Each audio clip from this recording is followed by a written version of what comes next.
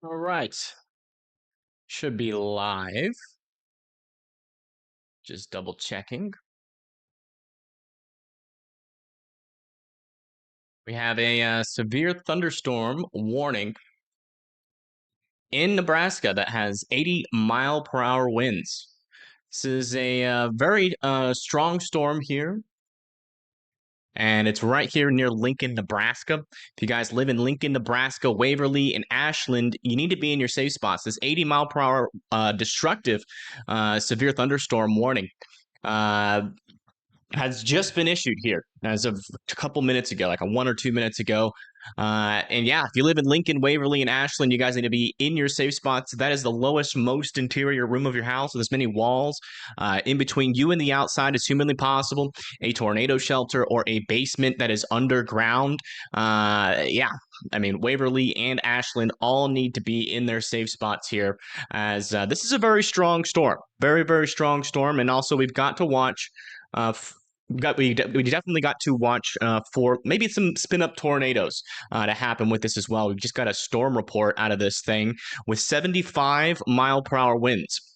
As that pushes off to the east towards areas like Ashland, and then maybe down the line, Bellevue, Nebraska City, and Syracuse also need to be ready to go to their safe spots if this thing maintains those 80-mile-per-hour winds. And again, this is a destructive, severe thunderstorm warning for a reason. That's why they put that damage tag on there, because 80-mile-per-hour winds are no joke. The storm's been struggling to get its act together for a while, but if I play this, you can see we have a little bit of an approaching boundary, and what's actually on the other side of this is a lot better of an atmosphere, an uncapped atmosphere with 5,000 to 6,000 joules per kilogram of instability. And this storm should be able to tap into that. So we'll see what it ends up doing after this moment. But again, in the now, people like that live in Lincoln, Waverly, and Ashland, Nebraska, need to be going into their safe spots immediately, as again, this is a very strong and powerful thunderstorm.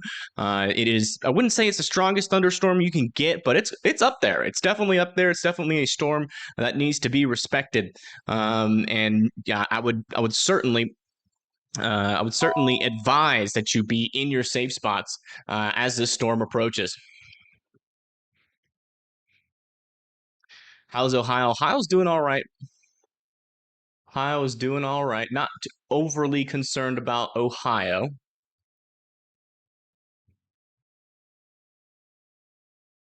Everyone is doing well today. I'm doing all right. Thank you for asking.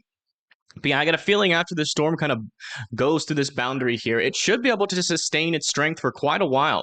If we come over to the SPC hourly meso analysis really quick, just so I can show you guys what we're dealing with here, you can see that we do have a break in that cap where there is no blue, and we got 6,000 to 6,500 joules per kilogram just sitting directly out in front of the storm right now. So, you know, I really don't see a reason why this thing is not going to be allowed to, you know, continue to kind of push down kind of to the east. Might have a little bit of a southeasterly turn if we get more of that cold pull form, and we start to see some, you know, kind of the convection happen on the southern portion of that cold pool. And so we could see some of those damaging winds extend a little bit further south. But as of right now, we are paying very close attention here where we just got, again, if you're just now tuning in, we have a destructive severe thunderstorm warning here with 80 miles per hour winds. This has just gone through Lincoln. Waverly is going to be after that, and then Ashland as well. So all of the folks that live in those cities needs to be in their safe spots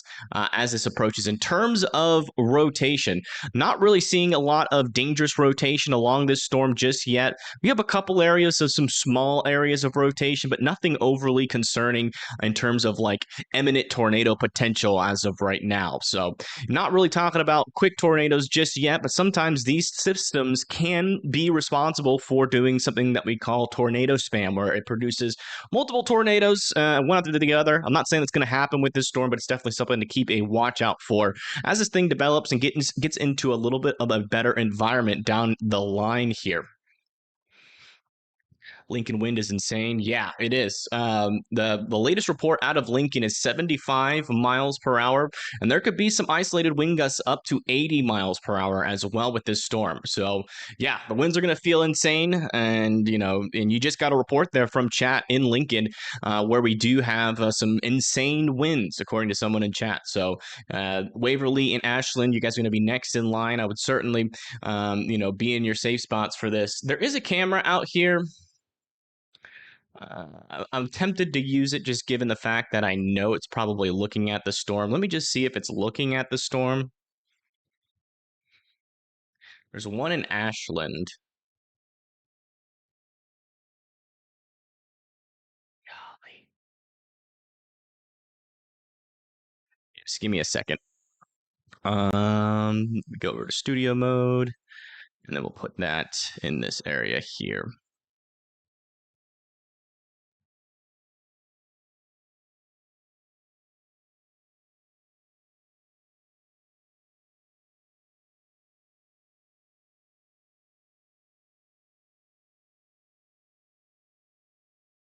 Okay, oops, and then we do that, perfect. Okay. So this is the camera out of the Ashland area where the storm is currently approaching. And as you can see on the left side, there is that shelf cloud starting to come in. So if you guys live in this area, watch out. This thing is coming. You could probably see it from your house right now if you live in Ashland, Nebraska. On the left side of the screen, that is where that shelf cloud is going to be coming in. You can see we might even have a little bit of some moisture feeding into this thing. And yeah, I mean, this storm could very well cause a lot of power outages and a lot of problems in terms of trees down, damage to parts of your house with flying debris. All of that is going to be possible. Again, this is a high caliber thunderstorm. 80-mile-per-hour winds is no joke. And again, that's why they put that damage threat destructive on this storm, because it's worth that kind of warning. That's, it's definitely a very strong storm, especially as it went south of Malcolm, where we got this recording here of 75 miles per hour, which is hurricane force strength, by the way. Also, we have maybe some developing circulation back up in this area.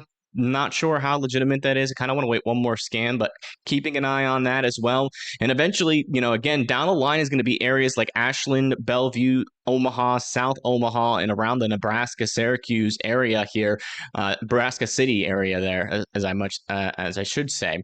Also, just a little bit of an update here. We had a 4-inch hail report out of this severe thunderstorm warning here in Kansas, near Prairie View, Kansas.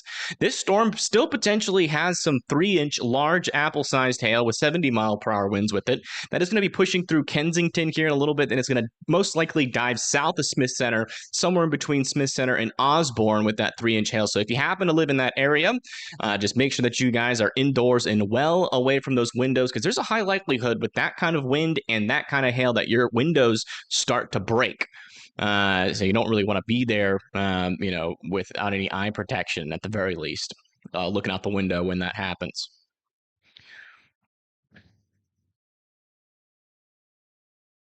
Yeah, we'll see. We'll see if it actually impacts Omaha. Definitely seems like that northern portion of this storm was a little bit weaker earlier, but then it's starting to kind of uptick in intensity here. So definitely keeping an eye on every single part of this line. This whole line here is warned for those 80-mile-per-hour winds. So that doesn't mean it's going to be a guarantee, but it does mean that there is a possibility of that happening.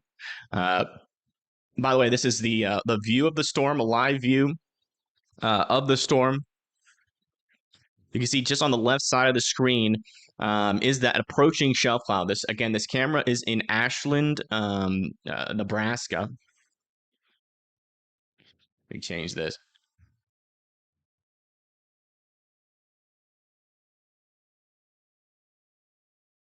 There we go. Ashland, Nebraska. It's a little bit glitchy here and there. Does a little bit of loading every now and then, but this will definitely get a good view of what this storm is like near the surface, so that the folks down the line can get an understanding of the potential with this storm in terms of how strong it can be.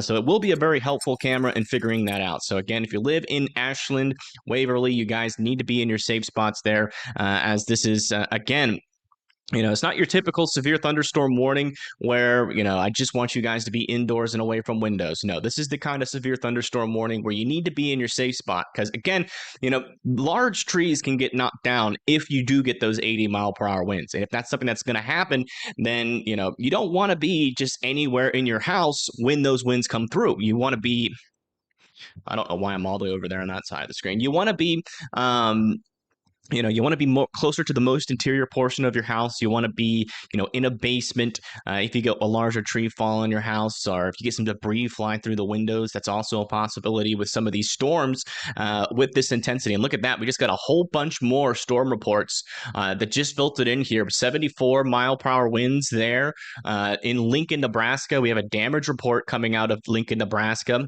Numerous trees down. And look at this, a 92-mile-per-hour wind report out of Denton, Nebraska. That was right before it came into Lincoln. So that's very strong winds with that portion of the storm. Also, another 88-mile-per-hour wind report just to the south and east of that. So these winds are stronger in some instances than 80 miles per hour. So just keep that in mind. Seems like on the northern portion of the storm, we're getting reports of a little bit weaker, but still 76 miles per hour is hurricane force winds there on the northern portion of the storm near Davie, Nebraska. Thunderstorm warning has been also issued. Just got a new PDS severe thunderstorm warning up here in Montana or in Minnesota. I think was that Minnesota? Yeah, Minnesota. Which one of them is it though? I'm not seeing the warning yet. Might be the southern storm for hail. Yeah, we got baseball-sized hail, which has a destructive damage threat. They're heading into Donnelly. Morris as well, in and along 59. You guys all need to be indoors and well away from those windows. That's going to start to shatter windows there. So definitely be sheltering in place with that storm as well. Yeah, a whole lot of wind reports coming out of this storm indicating that it's still a pretty strong storm as that pushes closer to Ashland. And this is what it looks like out of Ashland. You can see that shelf cloud to the left, and also what appears to be something moving over the camera. I don't know if that's like another portion of the storm here, because I'm not exactly sure which direction we're facing. So that shelf cloud that we're looking at might not be the leading edge. The leading edge might actually be kind of making it over the camera right now. Yep, that's what's going to happen with these kind of storms. Yep. It feels like a tornado because the winds are actually going to be as strong as a weak tornado. You're going to see little leaves, debris, sticks fly around with these kind of storms. Sometimes that can push into your house. If it comes through your window, breaks your window, that could be an issue there. So just make sure that you are, staying away from those windows. If you can see leaves flying, then that means you're not in the proper place. You need to be closer to the interior portion of your house, so that, you don't have to worry about any debris kind of smashing in through your house there, because that is a possibility. Again, large trees can fall. We've already had reports of numerous trees down in the Lincoln, Nebraska area, so you definitely don't want to take your chances with this storm, and certainly don't want to be outside while this storm is pushing towards you. So after Ashland, we'll see if they'll extend this warning for 80 miles per hour. If they do, it's probably going to include areas like southern Omaha, Bellevue, Syracuse, Nebraska City there. So just make sure that you guys are ready to go just in case this thing does try to produce those damaging winds as it comes through your area. We'll have to see how the storm acts, though. Again, what's kind of been the theme, at least over the last couple of days, is that these storms have kind of been like little one-off storms. They produce very powerful winds, then all of a sudden they die out. So we'll see if that's going to be the case with this one, or if this is going to be a longer-lived storm. I think the models, though, are kind of pointing to this being a longer-lived storm, and the latest meso analysis as well is also pointing to this being a little bit more of a longer-lived storm as well. So, we'll have to see. It is July. We are in that, unfortunately, we are in that very unpredictable portion of July, and we've already seen hints of that already today. Up here, we were supposed to have some bigger storms fire up here, which they are trying to do as this outflow boundary sinks to the south. And this is supposed to eventually cause, an MCS that kind of goes through the northern and southern areas of Minnesota and Iowa, but we haven't seen that really get together yet. So just FYI, that's also something that's in the possibilities there as well. Hello, hello, welcome to the stream. This is heading straight east, pretty much kind of east northeast a little bit. You can see the orientation of that outflow boundary is kind of, like this right now. But the cold pool is essentially in this area right here. That's where the coldest temperatures are in relation to this storm right now. Let's go check for some rotations. Yeah, look at these winds on the northern portion of this storm. Holy moly. Those are some pretty strong winds. That's going to be going into Ithaca. Also, another pocket of some pretty strong winds over here north of Waverly now as well. That's heading towards Ithaca, Memphis, in Ashland and Greenwood. You guys need to be sheltered in place there, please, as the storm approaches. And again, this is the view here out of Ashland, Nebraska. Should you be, what? Your house is shaking in Bellevue? Trying to remember where Bellevue.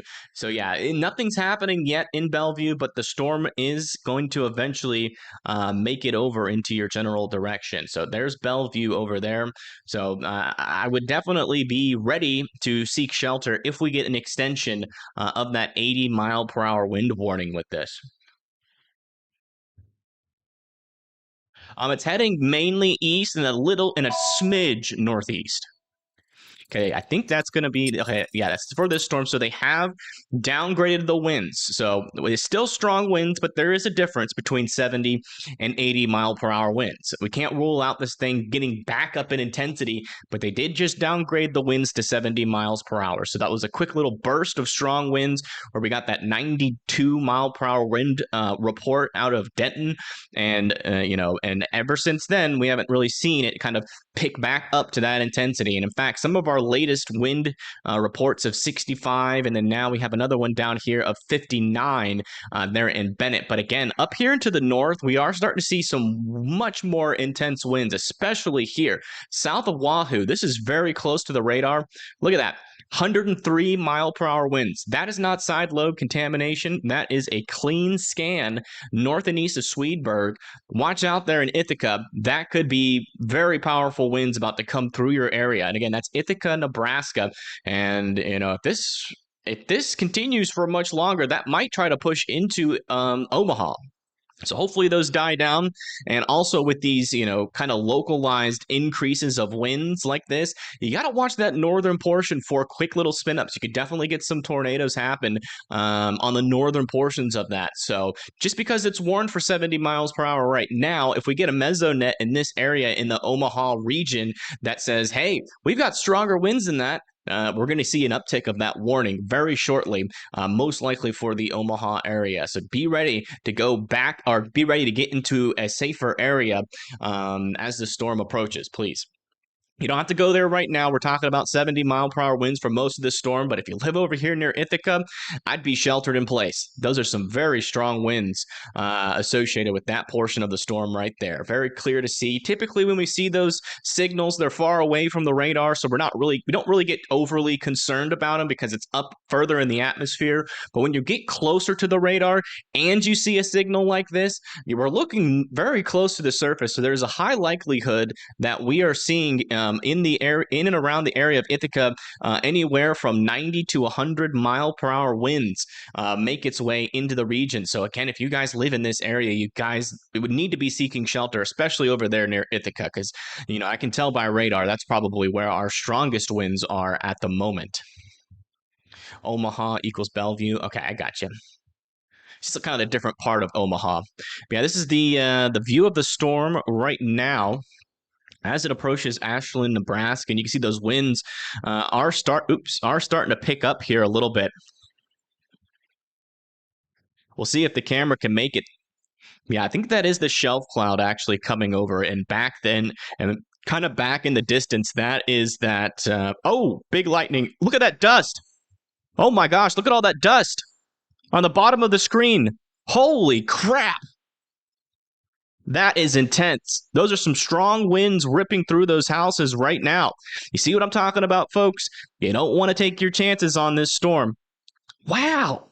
I don't think that's a tornado. I think that's just those strong winds pushing in through the area. But man, look at that kind of whip through those houses there. And even on the back side there, you can see that dust getting pushed aside.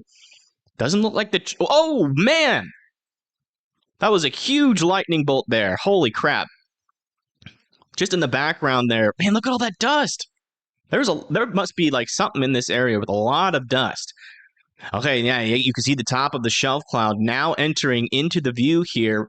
And yeah, guys, I mean, here you go. You see it with your eyeballs. This is a powerful storm still, especially over here in Ashland, Nebraska. And again, this is in the southern portion of that line, which might be, or which is going to be potentially approaching south of Omaha. But man, look at all that dust getting pushed off aside. I wonder where that dust is coming from. Is there like some sort of construction site nearby? I mean, we're definitely getting some powerful winds, don't get me wrong, but, you know, this seems to be a little bit of an, like, there must be something nearby with a little bit more dust. And that's crazy. Your visibility is probably dropping in this area too, and yeah, you can see that it's starting to get a little bit more dark and ominous now as we have a towering thunderstorm right above this area.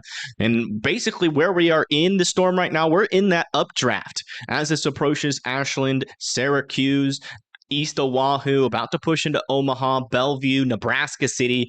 This is what's coming your way. This right here, these kind of conditions.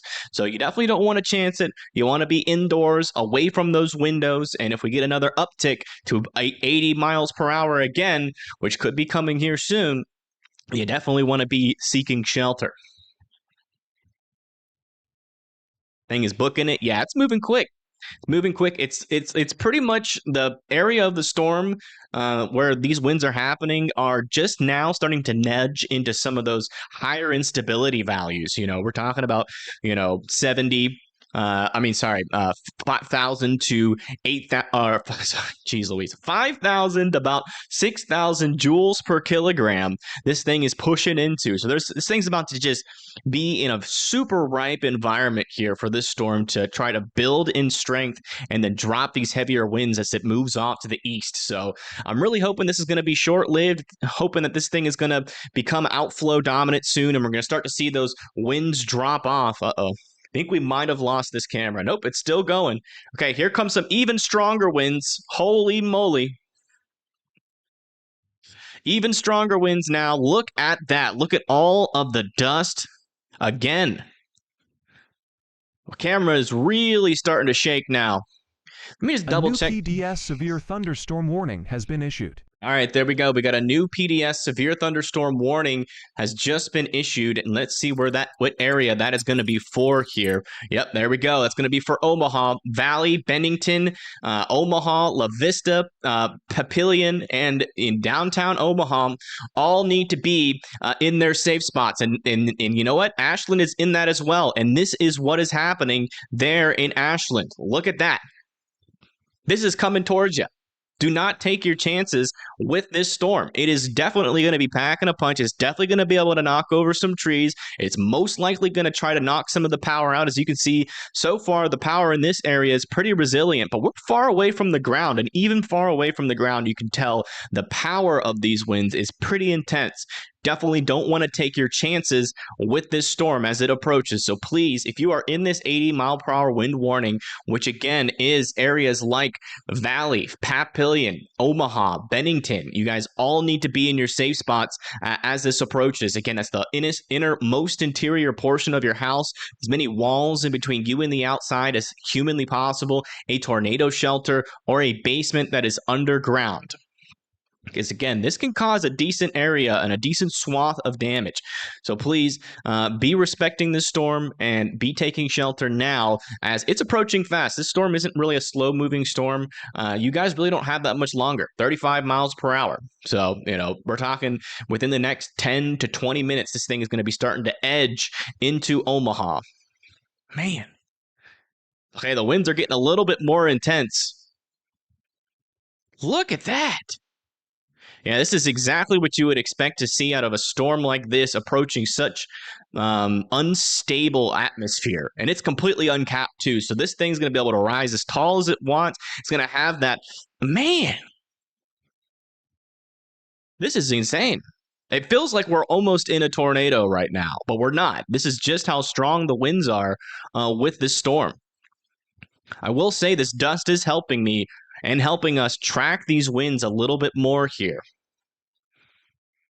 Yeah, coming back over here, here's the radar view again. There's Wahoo, there's Ashland, there's Valley, Bennington, Papillion, Omaha. You guys, I can't stress it enough. This is, oh my gosh. Wow, the camera really shook there. That was one of the strong, this is some of the strongest wind gusts. Look at the dust on the ground.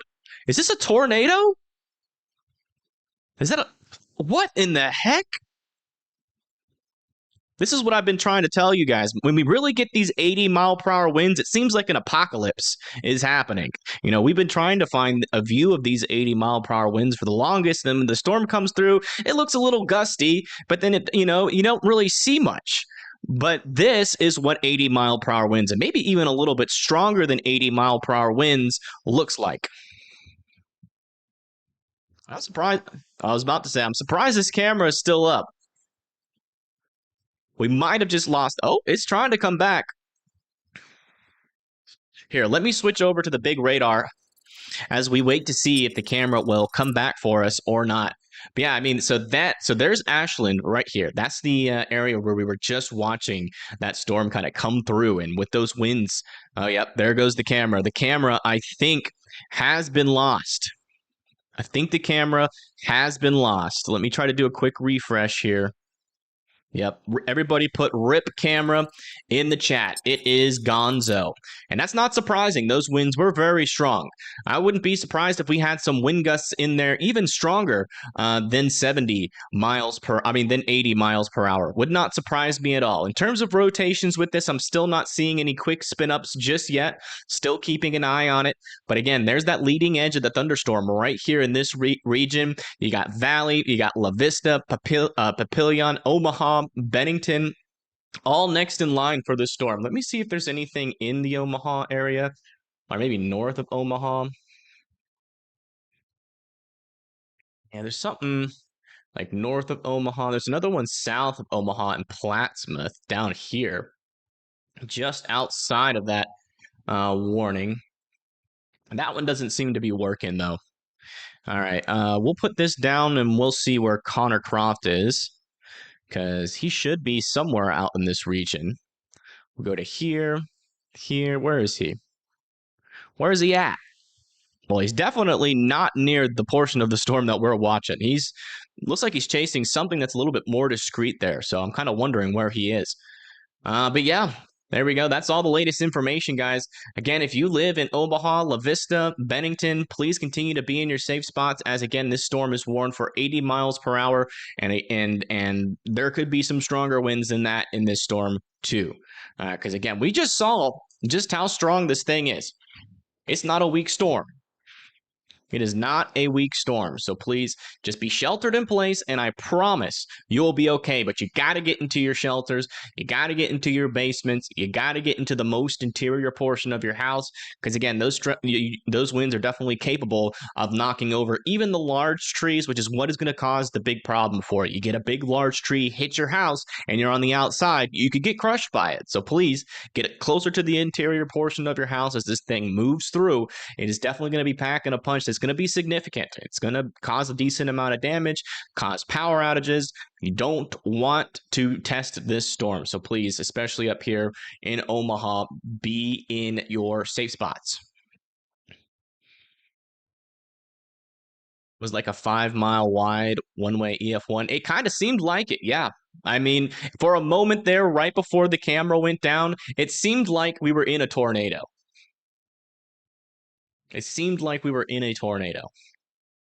So, and that's kind of what we look for when we're looking for those 80-mile-per-hour winds. Because again, an EF0 to EF1 tornado is, 70 to like 90-mile-per-hour winds, somewhere in that range. And we are probably getting gusts, in between those regions, somewhere in that region. So, the winds, that's kind of what it would feel like in a weak tornado there, especially if you live in Ashland. You just experienced what it felt like to be in a weak tornado. And that's why, down down the line, we want you guys in your safe spots and kind of treating this like it has that damage potential of a weak tornado, because this entire line has winds as strong as that.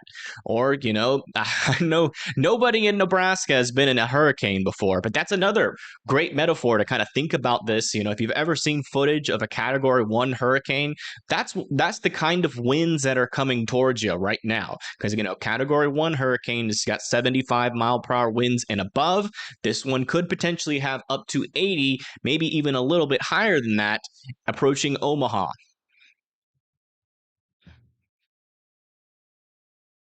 Pink TVS, yeah. I'm not like those are automated and they're usually not super accurate. And I'm not seeing any dangerous velocity signatures in and around the Ashland area right now. We do have these little areas, but they are fortunately really close to the radars. Not seeing any obvious debris balls under that. But we do have to watch this leading edge of the line, especially this northern portion where we have some of those stronger winds for these little kinks. And I am seeing them. I am seeing the kinks. I'm just not seeing it correlate yet to any stronger velocity couplets at this moment. But if this thing starts to produce tornadoes, it could produce quite a few. So that's one of the things that we do have to watch out for, is that brief spin up potential with these storms. So we could have a tornado problem here in the Omaha region if that happens, but I'm not saying it's going to happen. It's no guarantee that it is. It's just something that does happen to accompany some of these types of MCSs. You know, you can get that tornado spam happening. A story I like to tell is, you know, when I was covering the St. Louis area, we had a similar storm, but it was a lot more tornadic than what is happening right now. But as it approached St. Louis, we actually ended up getting, you know, I caught maybe 3 or 4 of them, 5 or 6, like 4 to 5.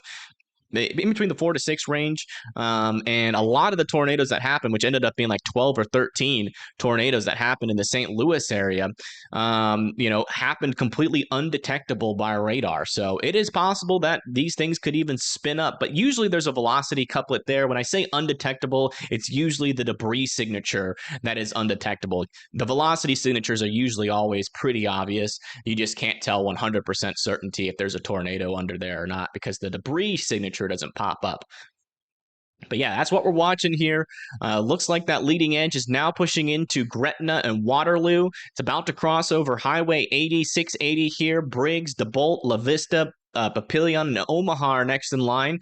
Further down south, it's not as strong as a storm, but if you live in Bellevue, Syracuse, and Nebraska City, could expect anywhere from 60 to 70 mile-per-hour winds for your area as well, which is not going to be nearly as intense, but it is going to cause potential for some power outages still. So I certainly wouldn't be outside for that. Camera is back, maybe. Oh my gosh. Yeah, it's back. Wow. What is going on? That is wild. Look how fast that rain is moving. Man, this is a strong storm, guys. We haven't seen views like this since we tracked the storms that went into West Virginia with like 90 to 100 mile-per-hour winds. I think this thing's got stronger than 80 mile-per-hour winds in it. Look at how strong those winds are. It's like we're in a hurricane. This is a full-fledged windbag, dangerous storm here. And again, this is in Ashland, Nebraska. Sheets of rain coming through this area. You can just see how fast the rain is moving right now. Wow. That is incredibly impressive. And impressive in a bad way. So please, if you live in Omaha, please be in your safe spots as this approaches. This is a very dangerous storm. Man, I mean, the thing is, like, just for perspective, we're not like closer to the ground, right? So we're not seeing these winds move through this area close up. So the movement that you're seeing of that rain as it tracks across the camera, I mean, that's like 2, 3, or 4 football fields that it's going. So we're seeing this wind move 2 to or 4 to, like, I would say like 3 football fields across the camera in a matter of 4 or 5 seconds. So that's a very fast-moving bands of rain here, still in the Ashland area. There's probably going to be a decent amount of damage out of this. Yeah, no tornado yet. No tornado yet. We haven't had any hints of strong rotation just yet. But, I mean, as you can see, this storm is as strong as a weak tornado. So, again, this is what we've been trying to tell you guys. And you can see it very visually here. As this approaches you guys in Omaha, you want to be seeking shelter. This is a strong storm, and Ashland's part is past the leading edge. This is still kind of embedded back behind the leading edge of the thunderstorm. So those winds are going to continue for at least 5 to 10 minutes as they go through the Omaha area.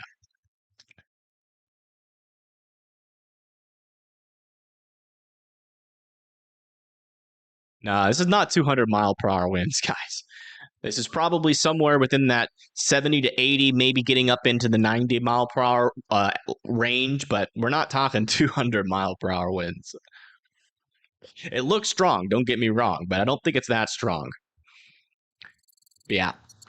But yeah, now you know. Now you guys know for future reference when we're watching a camera, and I say, yeah, we're looking. If there's 80-mile-per-hour winds in the storm, all heck, it's going to look like all heck is breaking loose. And that's the kind of look we're looking for when we're looking for those 80-mile-per-hour winds. And man, it's still going.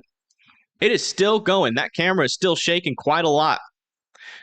This is just what happens when you get one of these systems just run into extreme instability. Again, 6,000 joules per kilogram is on the very upper edge of just how strong, one of these thunderstorms are, or just how unstable it can be out in front of one of these thunderstorms. And you can see it's allowing this storm to put down some pretty powerful winds. So please, again, if you live in the Omaha region, Bellevue, Bennington, La Vista, Papillion, you guys all need to be in your safe spots as this approaches.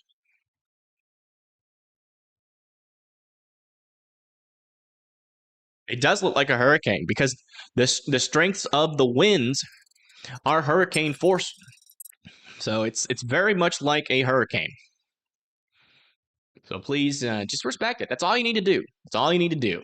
And I know it gets annoying when I say it 1,000 times, but I don't think I can show you guys any better visual examples of just how strong this storm is. That's as best as I can demonstrate it with a live view.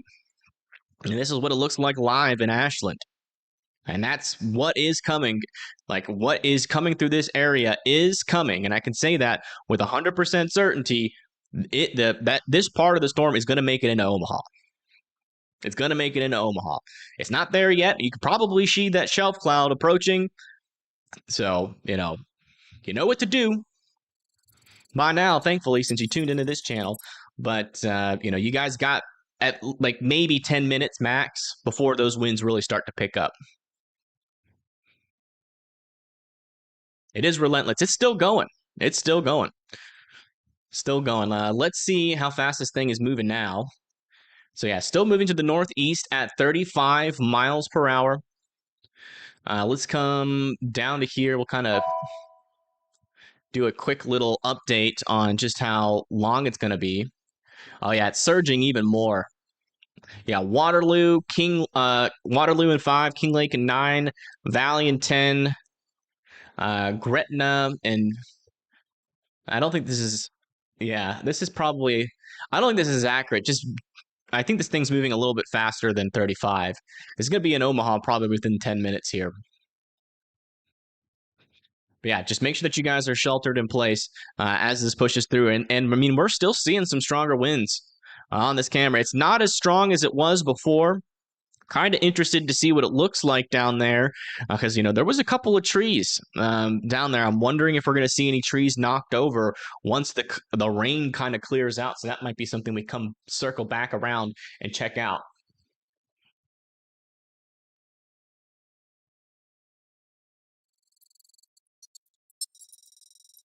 Reminds you of the August 2020 Eastern Iowa derecho. Yeah, I mean, it has some similarities, at least in terms of the strength of those winds, for sure. We can't really call this a derecho yet, and probably won't be able to call it a derecho until tomorrow. But, in terms of how strong the winds are, it's definitely derecho-esque. So, Bennington, Omaha, just continue to be in your safe spots as this approaches. Hopefully we'll get some more reports kind of out of this region here in a little bit. Here in Omaha, the north part of town, well, it's coming. It's coming. So if you live in the north part of town, there's that line of storms. You can, guys, I mean, technically, if you wanted to, you can technically, if you're in like downtown Omaha, you could take a little peek out your window and you could probably see a very intense shelf cloud right now. But I wouldn't go outside to check that out.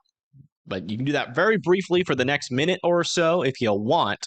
But after that, go back to your safe spots. As it's coming. Let me see if Plattsmouth is the camera's back up here. I really think that the most intense portion of this line, though, is on the northern portion of this still. Down to the south, you can see it's a little bit more ragged, and everything up here is just a little bit more smooth. And yeah, definitely these are where the stronger winds are right now. Big SLC heading Omaha's way. Yeah. So one of the kind of attributes that this storm could have, the way that it could look, is it could have those scud fingers on the bottom of the shelf cloud. Those are not tornadoes. I can tell you guys right now, if this thing had a tornado, it's not going to be on the leading edge of the storm. It's going to be back within the rain. And right now, at least on the latest velocities, I'm not seeing any tight or strong rotations with this just yet, but I'm certainly still seeing those stronger winds. So definitely not seeing really a downtrend in those winds. Maybe a little bit of an area of circulation down into here, but nothing overly concerning with that. Severe thunderstorm warning has been issued. All right, new PDS severe thunderstorm warning has been issued. That's going to be for parts of Iowa. So let's see where they put that down there. And still some pretty strong winds happening on that camera underneath me. All right, there you go. So they've extended this to the south a little bit more. So that's going to be for Plattsmouth, Bellevue. You guys all need to be going into your safe spots. So it's now this entire portion of the line that has those 80-mile-per-hour winds. So just make sure you're in your safe spots as this approaches, and you'll be perfectly fine. But you don't want to be on the exterior of your house, especially if you live closer to bigger trees. And let's see if any of these trees got knocked over. It's going to be hard to tell from this far up. Yeah, I can't really tell. It seems like most of them are up, surprisingly. What happened all the way over there? Hold on, let me just zoom in. Is it like construction back there? Or did like a roof get knocked over there? I cannot tell. It looks like construction, I think. But yeah, I'm not seeing any trees down, at least from this vantage point. It's a little hard to tell. There could be like a couple trees down in that area and we just can't see it very well. Or there just might not be anything. Yeah, still a strong storm. It's not over yet. It's going to last for a decent amount of time here, guys. I mean, we're talking about a storm that is got some pretty extreme instability off to its east. And it's going to be able to tap into that instability for quite a while. So doesn't really look, it's a pretty compact system. Like if I zoom out, there's the entire state of Iowa. This thing's pretty small. It's not a big, large area of those damaging winds. I mean, we're talking like a swath of winds that's only like 50 miles wide. It's really not that wide at all. But, it's a small storm, but it's a strong storm. And now you can see some of those winds are now starting to push into parts of it's kind of downtown Omaha here at along 80, now pushing into Papillion, Omaha, Bennington, and then this leading edge further down to the south just went through Weeping Water. Next in line is still going to be Plattsmouth. And then we also have some traffic cams out in this region, I think, from Iowa near the border here. Yeah, so we're going to be able to track this thing pretty darn close to Omaha. Let's see if we can get a view of that shelf.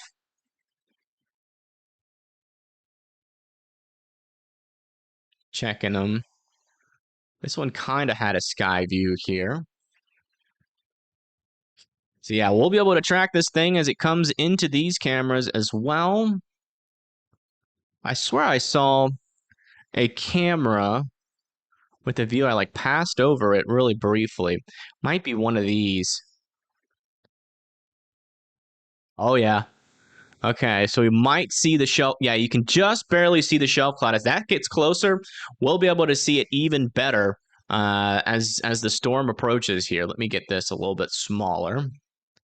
Yeah, this is looking to the west out of Iowa, near the Omaha region, and you can kind of see that shelf cloud now. So we'll keep it on one of these cams, and we'll try to get another cam back into those winds to see if they're still within the storm right now. We got a lot of traffic cams in A this new region, PDS so severe thunderstorm warning has been issued. particularly dangerous situation has been issued down here in Kansas.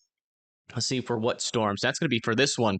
So yeah, we got baseball-sized hail now with this storm approaching Beloit, Downs, Jewel, and Mankato. You guys all need to be, indoors and well away from windows, as that hail is going to have that potential to break your windows. So please be respecting that storm. Do not play games with that. You don't want to be outside. As long as you're indoors from that one, you'll be all right. But it's not like the same kind of caliber of thunderstorm we're talking about up here near the Omaha area. So just be indoors and away from windows.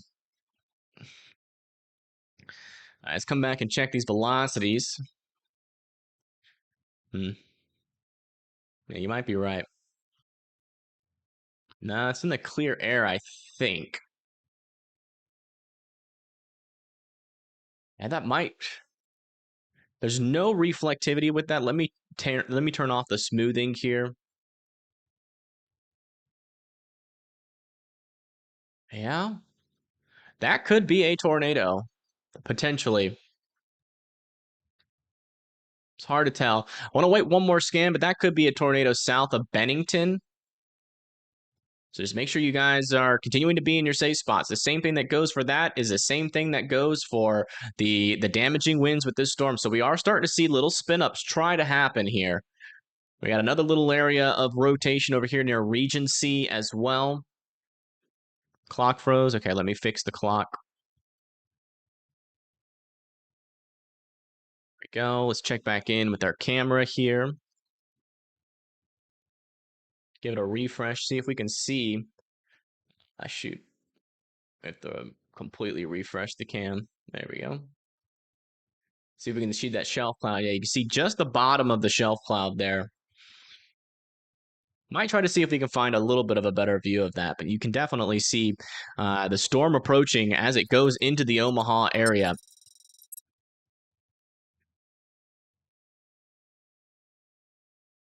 Yeah, latest scan out of Bennington.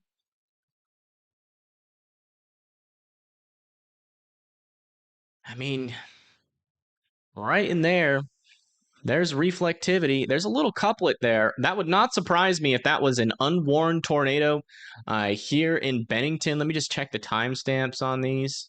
Yeah, I think that's a tornado. They're just to the south and west of Bennington. They're in northern Omaha. I want to wait one more scan just to double check. Let me check this other one up here as well. And that's nothing up there, but that right there, area of reflectivity, a velocity couplet. The only thing that's giving me pause is, so there's that. There's the reflectivity. It's a little bit off center, but this right here, that could be a small tornado there just to the south and west of Bennington. So again, if you live in Bennington, be in your safe spots. There could be a tornado right next to you. A new PDS severe thunderstorm warning has been issued. Another PDS severe thunderstorm warning has been issued for the Omaha region. Or wait, not for the Omaha. Yeah, just past the Omaha region. Sorry. That's going to be for 80-mile-per-hour winds. It's going to be for Tacoma, Mandamin, Missouri Valley. Those two cities are in Iowa. Blair and Fort Calhoun are in Fremont, are in Nebraska. Man, these are some strong winds. Also got a new area of circulation. Oh, no, that's that same area. It might be a handoff. This could be an occluding tornado there, or it might not be a tornado at all. We'll see. But yeah, I mean, there's definitely a signal there that everything lines up for it. Oh, there's that tornado warning. All right, it's got a tornado warning here for Fort Calhoun, Missouri Valley. You guys need to be going to your safe spots. Again, this is a tornado warned storm now. This thing is certainly packing a A punch new here. tornado warning has been issued.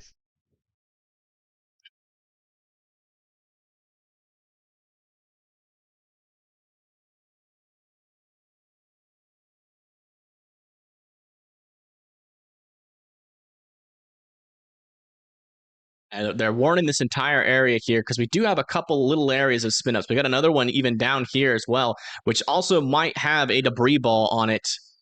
Let me just double check. That could be on the ground. There.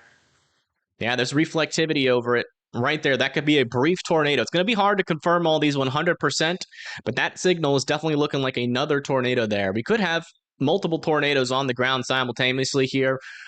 Just make sure you guys are in your safe spots there in Fort Calhoun in Missouri Valley. Some of the smaller cities is DeBolt, Briggs, Bennington, Missouri Valley. All of you guys need to be in your safe spots as this approaches. This is a very dangerous portion of the line here.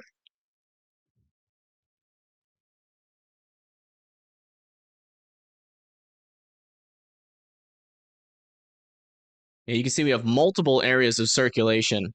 One back in there, another one over here near Bennington. Just waiting on that latest scan. Hopefully we can get it in here shortly. But kind of a zoomed out view of what's going on here. We have some big hailers up here in northern Kansas. We've got this stronger portion of the line moving into the Omaha region. Also downtown Omaha is next in line to bolt there for those damaging winds. Bellevue and Plattsmouth, you're minutes away from impact there. We now have a tornado warning here north of Omaha, pushing up to the north towards Fort Calhoun and Missouri Valley, and then we have some severe thunderstorms happening up here in Minnesota, and then we have some severe thunderstorms happening down here in the Kentucky and Tennessee border. Let me see if we can get a view on this just real quick. No, I can't use that camera. Never mind. But yeah, that's what we're talking about here.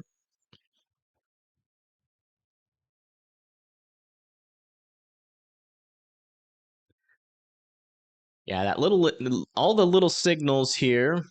Yeah, still have a little bit of a signal there near Bennington. Yeah, again, that was either a tornado or maybe some ground clutter there. So still not 100% sure on that one. If that was a tornado, it has lifted. And that other signal back over here that we saw near Regency does not appear on the scans anymore.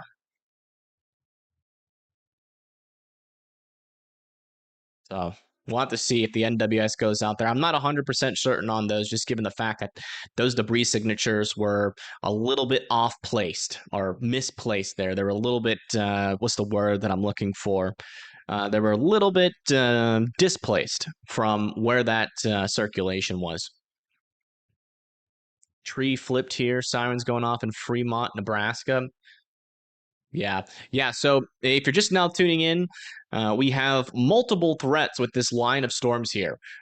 Further down to the south for Bellevue and Plattsmouth, we're talking about 80-mile-per-hour winds. Entering into the Omaha region and Bennington, we're talking about 80-mile-per-hour winds. And now in this red polygon here, a threat for tornadoes as well. We're watching for those quick little spin-ups along the leading edge. Fort Calhoun, Missouri Valley, all need to be in their safe spots, which again is the lowest, most interior portion of your house with as many walls in between you and the outside as humanly possible. A tornado shelter or a basement that is underground. If you live in an RV, mobile home, or trailer, you need to be evacuating immediately and seeking sturdier shelter. It could be dust, and I guess it could. Dust usually isn't big enough. Unless you got a lot of dust, it might show up as a debris signature. Yeah, we still haven't had the latest velocity scan in quite some time. Okay, there it is. Just came in. Yeah, not seeing any tight areas of circulation. Yeah, not seeing any tight areas of circulation anymore, so we're getting a brief relaxation from that. But again, that could easily come back at any moment. These things do produce fast spin-ups. So, we're talking about anywhere from, let's say like 1 to 3 minutes, you can see some of these velocity couplets just pop up really fast, and all of a sudden, you got a tornado on the ground. So again, if you live down the line here, north of Omaha, Fort Calhoun, Missouri Valley, still respect this storm just because we're not seeing a definite velocity couplet. Doesn't mean one's not going to pop up real quick. So you don't want to come out of your safe spots and then all of a sudden have to go back in when I see a new one. So just make sure you're just staying there for now. As again, this is still a dangerous storm, not only for the tornado threat, but also for those damaging winds, which are approaching, which are going to come into you pretty much no matter what here for Fort Calhoun, Missouri Valley, Blair, Mondamin, and Omaha. Let's go check back in with some of our traffic cams out here. Let's come over to here. Bring this up, see if we are seeing anything. This is just on the border of Nebraska and Omaha here. Yeah, let me see if I can find a better, higher resolution camera. Okay, that one's went down. A lot of our cameras are going down. Yeah. So this is the leading edge of the thunderstorm. Strong winds. I just want to get a little bit of a clearer picture. That's a good camera right there, actually. Let me see if we can get a view of that shelf cloud. If not, we'll go intercept the kind of leading edge of the storm here. Oh, wow. Look at this view here. This is also a good perspective. Looks like we're going to have to go way out away from this thing in order to see that shelf cloud again. And I don't think any of these cameras, yeah. So let's go see what the conditions are like inside of this. Are any of these cameras in the path of this tornado warning? Yeah, they are. So where does 29 kind of curve here? So right about here would be in the tornado warning. Are any of these live here? There we go. So these cameras are in the tornado warning. So we'll keep this one up. I like this one. It's positioned well for that tornado warning, and we'll keep a very close eye on it. And again, the tornado warning here in the bottom left is this red polygon.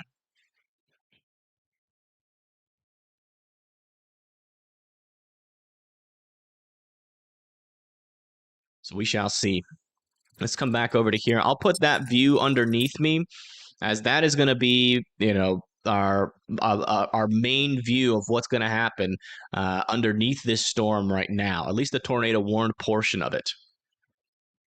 I'll have to do a quick refresh on this. Actually, there's some cameras that might be closer to the leading edge. If we can find one that's live in this area, it wouldn't be bad. Yeah, those ones aren't live. This is our closest one to that tornado warning that is live, so we'll keep that one up for now. But yeah, latest scans. Do we have the latest velocities yet? We do not have the latest velocities.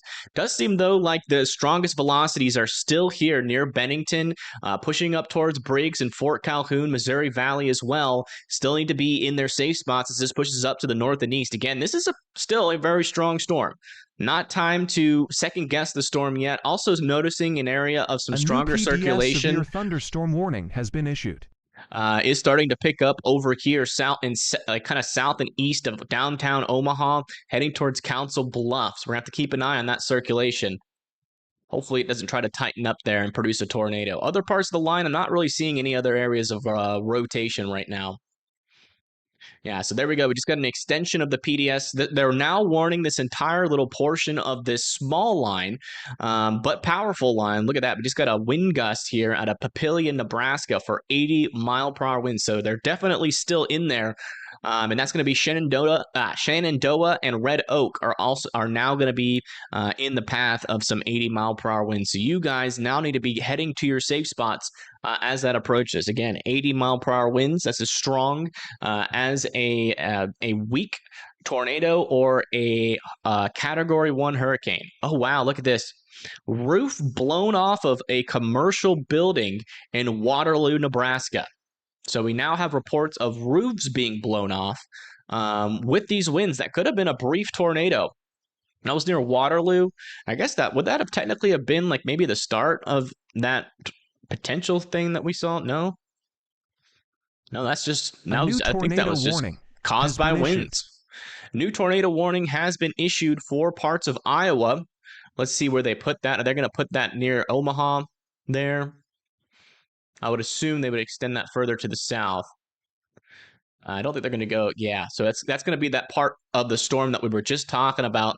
That's going to be for Council Bluffs, McClellan, Trainer, Carson, and Oakland. You guys need to be going to your safe spots now. Those cities are in Iowa. We now have 2 tornado warnings with this storm right now. That's 2 tornado warnings.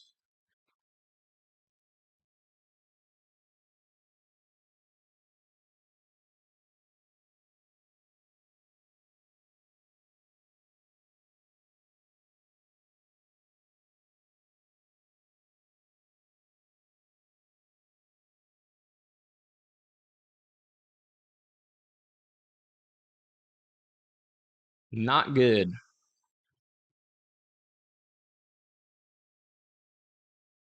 Yeah, latest scan, still noticing an area of some circulation here near Fort Calhoun.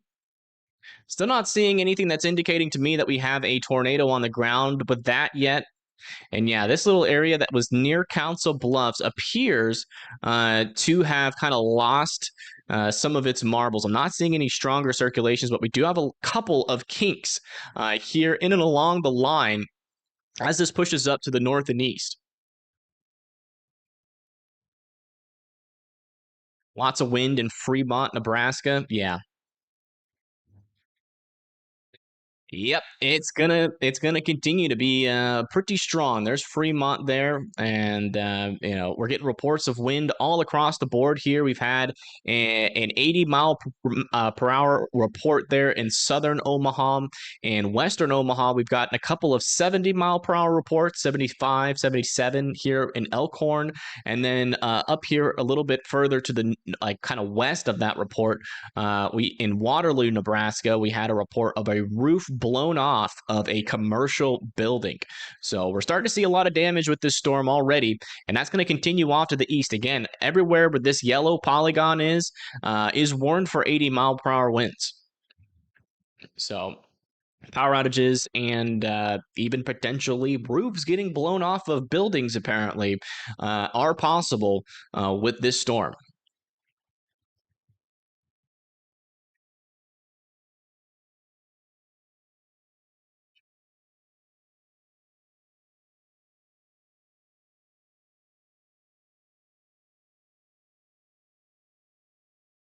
This is our camera here on traffic cam. Debris cloud. I'm guessing not on this one.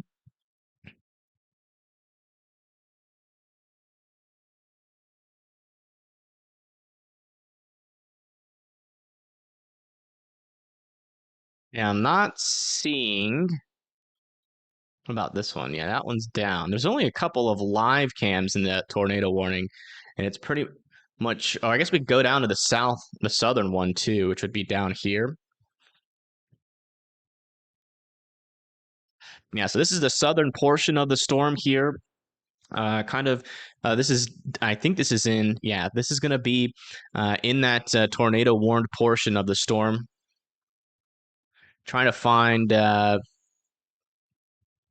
lights out north of where? Green clouds and Elkhorn. Okay, thank you.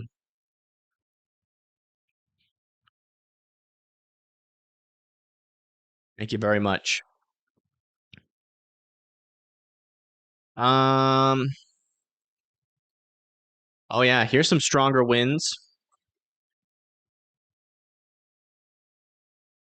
Starting to pick up. That leading edge of the storm comes through.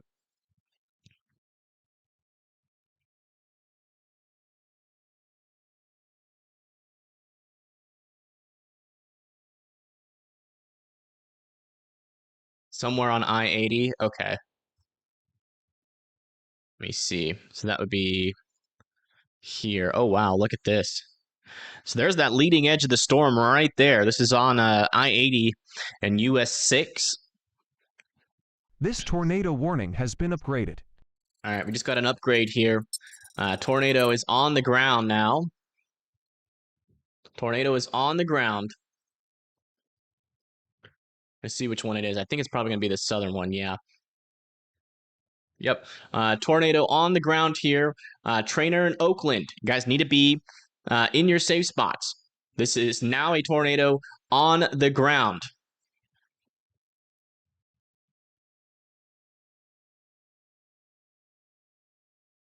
Let's see where it is. If we can spot it here. Yeah, I'm not seeing anything on radar that's screaming tornado on the ground here. Let me see where the report is, and then we'll use on Interstate 80, mile marker 5. So that would be pretty much right in here. Law enforcement has confirmed that there is a tornado somewhere in this area. Mile marker 5 should be like somewhere around here, right? Oh, that's too far out. What about here? No, still too far out.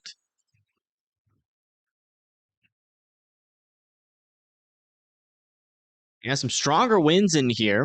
A little bit of debris going across the road. Wow. Look at those look at the winds as they stream over some of those trucks.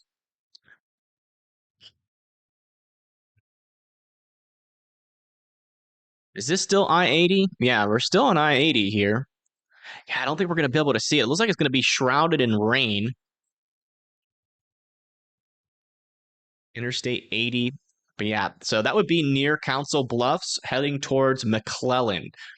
According to radar, and the best I can tell, at least, I really can't see any definite. There's a couple areas of some kinks in the line there. Yeah, latest scan. Okay, so this I think is either one or two of these areas here. Could be where that tornado is located. Those are our only velocity couplets right now. Unfortunately, the entire or the reflectivity scan is not really coming in too well here. But yeah, we have a tornado down here heading towards McKellen and Quick. You guys need to be in your safe spots. We're trying to find it on our traffic cams. I think we're going to try to target this storm. This portion of the storm there, right on I-80 south of Cataqua. And again, this is in Iowa, where this tornado is on the ground here. Let me see. So that would be like right in this region. This camera should be our best shot. It's not underneath the most damaging portion of the line just yet. But it should be pretty darn close. Actually, oh wow, a little bit of a zoomed out view, which is a little bit helpful. Yeah, there's too much rain. I can't see if there's a tornado back in there. So if this is a tornado on the ground, then it is also rain wrapped as well. Let's go check back up here on the Missouri Valley tornado warning here. Yeah, still not seeing any debris balls just yet, but there are a couple areas of circulation along this portion of the line. We got one there, another one there, and another one up in this region. Keeping an eye on those. They're not looking overly concerning right now, but again, we could get little quick spin ups in and along this line. So please continue to be in your safe spots there. And yeah, in terms of the damaging winds, they're about to start to push into Blair and Mondamin. Mondamin's in Iowa. Blair is in Nebraska. The southern portion of the storm is now completely in Iowa. That is going to be pushing into Tabor, Sidney, and Malvern, just as so we don't get a little bit too much tunnel vision. There's the state of Iowa. There's eastern Nebraska, and that's where the storm is right now. Eventually, areas down the line is going to be places like Des Moines, Ames, Marshalltown, if this thing can hold strength, which it has a good chance of doing so if that instability hangs on here. So again, just be ready. You don't have to be in your safe spots doing anything yet, but just be ready. This is coming towards you. And it's been lasting for a while already. It looks like we just got a new report out of the storm. No, that's an old one. Never mind. But yeah, that's the latest. Looks like we had a 68 mile per hour wind recorded there in Omaha, Nebraska. Yeah, if that was a tornado in that portion of the storm, which was reported by law enforcement, it must have been brief. Might have happened in between radar scans. Let's come back over to here, check in on our camera, see if we see anything new here. Not seeing anything new there. Let's go a little bit further up this road. Oh, this would be a great view if it passes nearby. We even got a police officer on the road here. Looks like a road crew, some type of road crew car as well. Yeah, severe damage to homes. Yeah. So if that turns out to be true, that we have some severe damage in homes in Bennington, which we do not have any confirmation of at this moment. But if that is true, then that might have been a tornado we were tracking a little bit earlier on radar before these storms got warned. Power out in our part of Omaha, knocked the fence down. Yeah. Yep. Yeah, the storm is powerful, not just with the potential for tornadoes, but also with that potential for these damaging winds. So again, do not play with the storm. If you're in any of these yellow or red polygons, everybody has to be doing the same thing here, which is being in your safe spots as it approaches.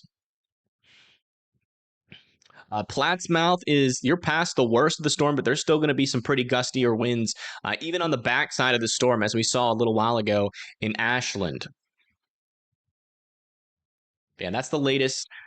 Still waiting on some of our latest reflectivity and velocity scans to come in. Let's come back down to here. See if we can't get a view on where this tornado is. We're right on I-80, where that portion of the storm would be going.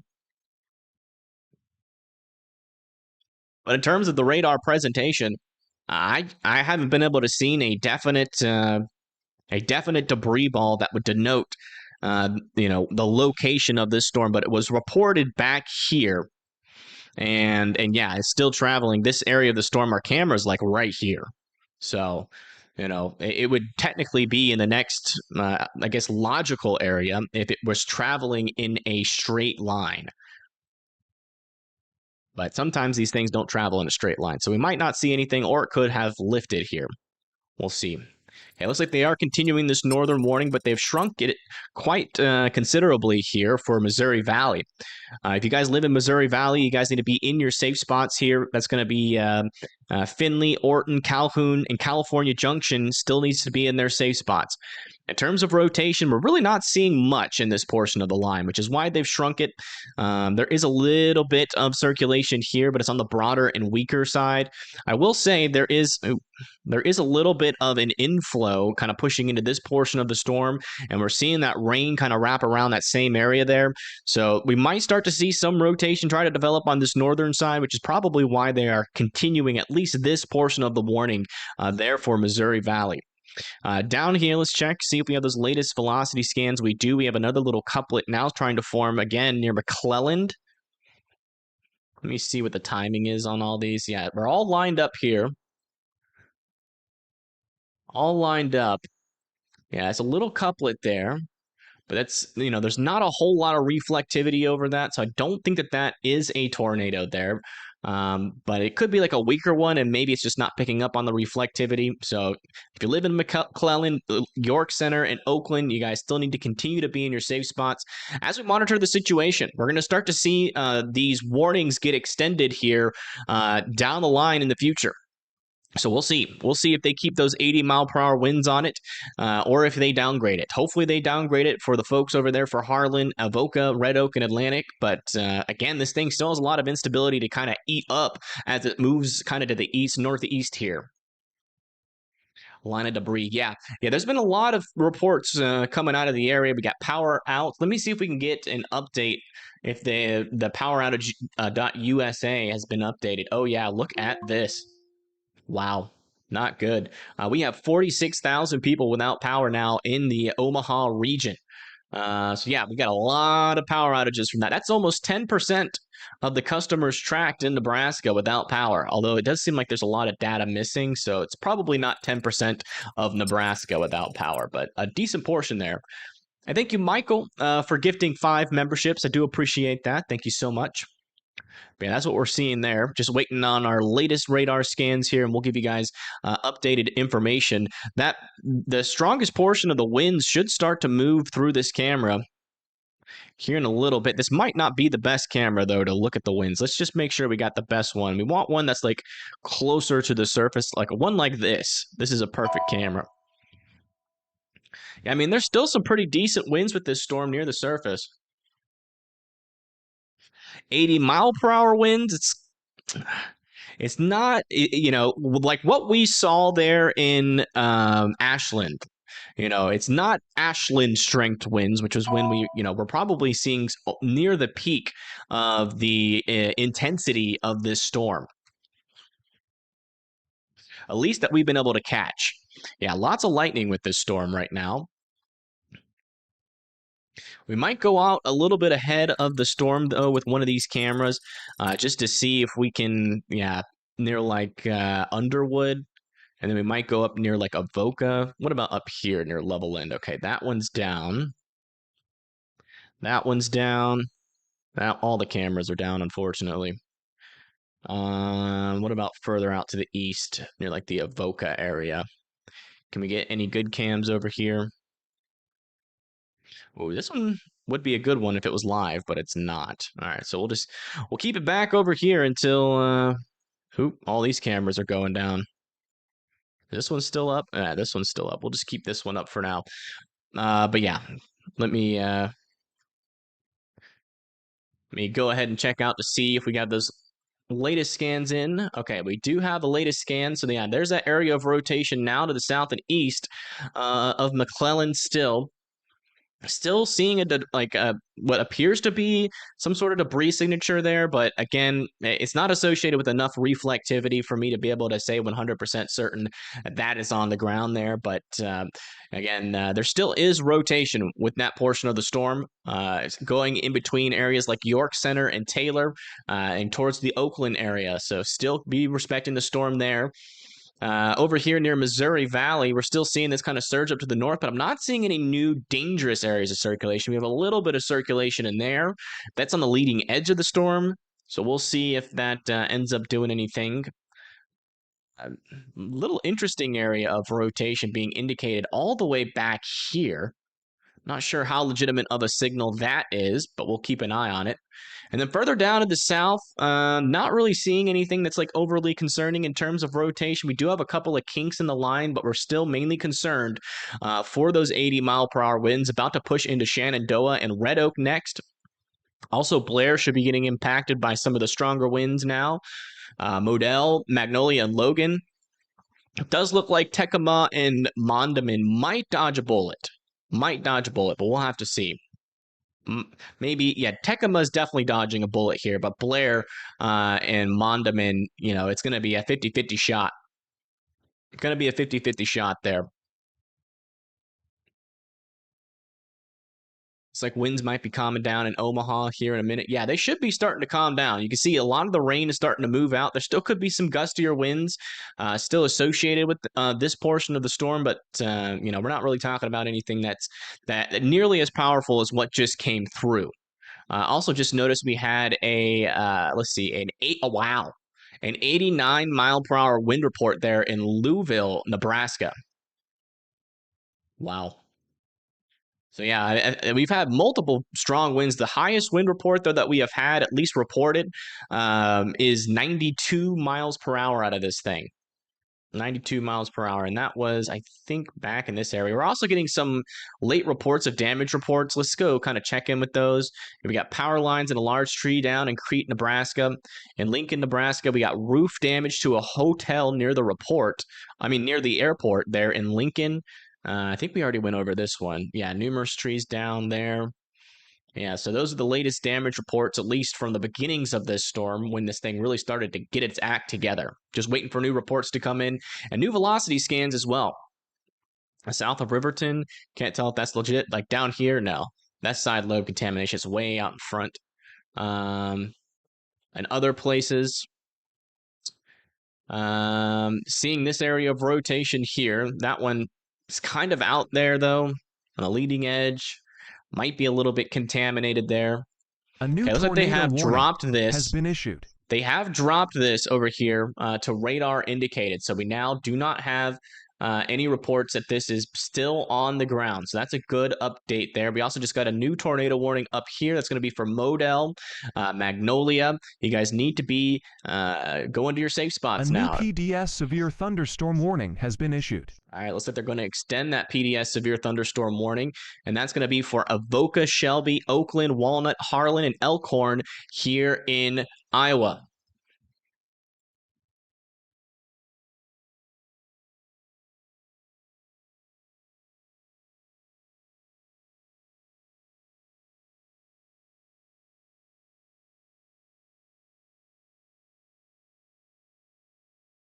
All right. Let's see here. So yeah, they're warning for this area of circulation here. They dropped that tornado warning to the south. That was in this region here, but they have issued one a little bit further north, and so that area of circulation is back in here. It's a little bit on the broad side, not very strong circulation right now, but definitely enough to be in your safe spots there in Model and Magnolia. But yeah, this is oh wow, this is for 90-mile-per-hour winds. So we're not talking about 80-mile-per-hour winds anymore, folks. They are now starting to warn this storm for 90-mile-per-hour winds. That's very strong winds, almost at the top end of the kind of warnings that you get out of these lines. I mean, sometimes we see 100-mile-per-hour wind warnings. Those are pretty rare. You don't really see them too often. But yeah, I mean, 90-mile-per-hour wind warning there for Avoca and Harlan. You guys need to be in your safe spots. This is a very powerful portion of the line here approaching you guys. So please be seeking shelter from this storm. Large trees, power outages are all going to be possible as that pushes up to the north and east. Energy, yeah, this storm has got a lot of energy, a lot of energy. The environment out in front of it is completely uncapped, and we're talking about almost 6,000 joules per kilogram out in front of the storms, which is six times more instability than that you need, or than that what you need for just to sustain severe potential. You know, when you're talking about a severe, a day that can produce severe weather, you're typically, the bottom line for that is 1,000 joules per kilogram, and we're six times that amount. So he's got a new tornado warning in Fremont County. Let me see where that ends up getting placed.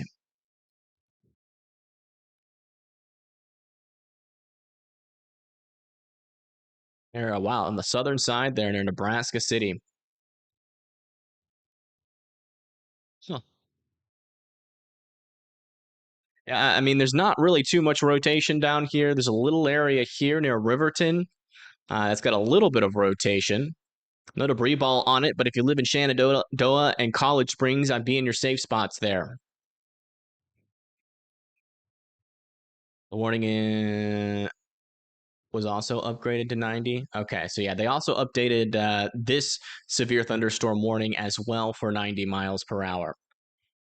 So a very strong portion of the storm here, just to the east of Blair, pushing off to the east towards Avoca and Harlan, and then further down to the south is still warned for 80-mile-per-hour winds. And we have three tornado warnings now ongoing within the state of Iowa. The storm has pretty much completely moved into Iowa. We still have some heavier rain happening in northern Omaha, but in terms of the most destructive portions of this storm are now fully into Iowa. Unfortunately, here's a little kicker here. Watch what happens when I click on this radar site. Oh. Did they get it to work? Never mind. They fixed the radar. Okay, that radar wasn't working yesterday, but it is working today, thankfully. That is good news.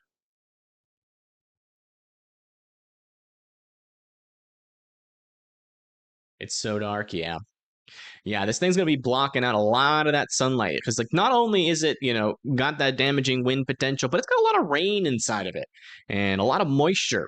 You got some tall thunderstorms happening in and around this region. It's blocking out a lot of that sunlight. So this thing's going to be particularly a dark storm here. It's going to be an ominous looking storm, but I'd be more worried about what's happening with those winds than, the amount of light that you have. Yeah, we'll watch this camera. This one's a little bit further north here. Along 880 near Shelby, I think. And just double check that. Yeah, there's Avoca. That camera's not working. So yeah, this is just to the east, I think, near Shelby. No? Where is it? I lost it. Okay, it's this one. So, okay, it's just to the east of that intersection near the Minden interchange. Looking east on I-80. Is this a derecho? No, we're not going to be able to classify it as that right now. But if this thing continues like it is for, about 400 miles, this thing is going to be classified as a derecho. As you know, I think there's like I think there is a width that it has to be as well. That the swath of damage has to be a certain width, and it might not be wide enough, if I'm remembering correctly. What time will it reach Des Moines? Probably within the next 2 or 3 hours. This thing's moving pretty fast. New severe thunderstorm watch for a wide area of Iowa. Yeah. Yep, that's going to be for Denison, Carroll, Atlantic, Creston, Clarinda, Centerville, Ottumwa, Marshalltown, Ames, and Kenny. All right, let's check in on these latest velocities here. Yeah, we're still seeing a little area of rotation back here near Riverton. Again, still not associated with the main area precipitation there. Let me just double check the timings. Yeah, I mean, that's kind of out here. So we're definitely dealing with some side lobe contamination there. But I would, in Shenandoah and College Springs, I would still be in your safe spots there. Up here with this one, a little bit further up to the north, I'm now seeing two little areas of circulation along the leading edge. Not seeing any definite debris balls under there, but it's about to push into Oakland here eventually, and then we'll see if they'll continue that tornado warning. Also over here near Modale, we're seeing not a whole lot of rotation with this, mainly just damaging winds approaching Magnolia.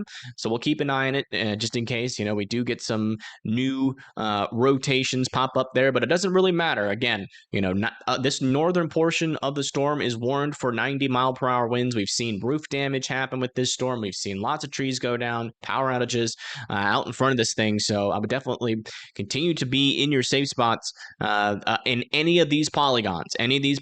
So Red Oak, Avoca, Harlan, Missouri Valley still all need to be in their safe spots as this comes through. People that can come out of their safe spots are areas like Omaha, La Vista, Papillion, Bellevue, Plattsmouth. You guys are good to go now.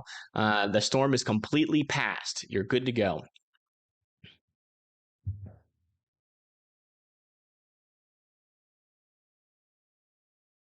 Yeah, that's the latest here. Not really seeing any areas of of dangerous rotation, but here's the kicker with these storms, man. Sometimes they just drop tornadoes in between scans. We had an observed tornado near Omaha, and we didn't see it at all on radar. It just didn't show up. So again, some of these storms could produce tornadoes, and we wouldn't even be able to catch them on radar. So just make sure you're continuing to be in your safe spots as this approaches. You got Red Oak, Avoca, and Harlan next in line. Next in line here. Let me see. Where's Connor at? Is Connor anywhere near this storm? Has been issued. Does anybody know where Connor is? What the heck? Dang, that's a big old storm there. That is mean looking. Oops. We'll put him under me for now. I don't know where he is, but it's a crazy looking storm he's on. I don't think he's near these storms, I'm pretty sure. But yeah, latest scans out of this storm. Maybe he's got a new tornado warning over here for Essex, Villisca. You guys need to be going into your safe spots. Again, these tornado warnings aren't really being prompted by very strong rotations. So there's not really much for me to kind of add to the conversation here, other than you should just be in your safe spots. Little tiny areas of spin could produce small tornadoes along the leading edge of this, and it's definitely worth being in your safe spots for. But in terms of actually seeing, definite areas of strong rotation, I'm not seeing a single one along the leading edge. The strongest area of rotation that I can see right now is located right here to the north and west of Oakland. And there's no debris ball on it right now. So I can't really add much to the conversation other than, just be in your safe spots. Connor is in South Dakota. Interesting. Okay, we just got, nope, that's still that old report. Never mind. A new PDS severe thunderstorm warning has been issued. All right, we just got a new PDS severe thunderstorm warning issued. We'll see where that ends up going. It's probably going to be an extension. Yeah, so it looks like they've extended the northern portion of this storm for 80-mile-per-hour winds. That's going to be Woodbine, Dunlap, Panama, Earling, Defiance, Irwin, and Kirkman all need to be going to their safe spots. Again, those 80-mile-per-hour winds can cause some pretty big issues there.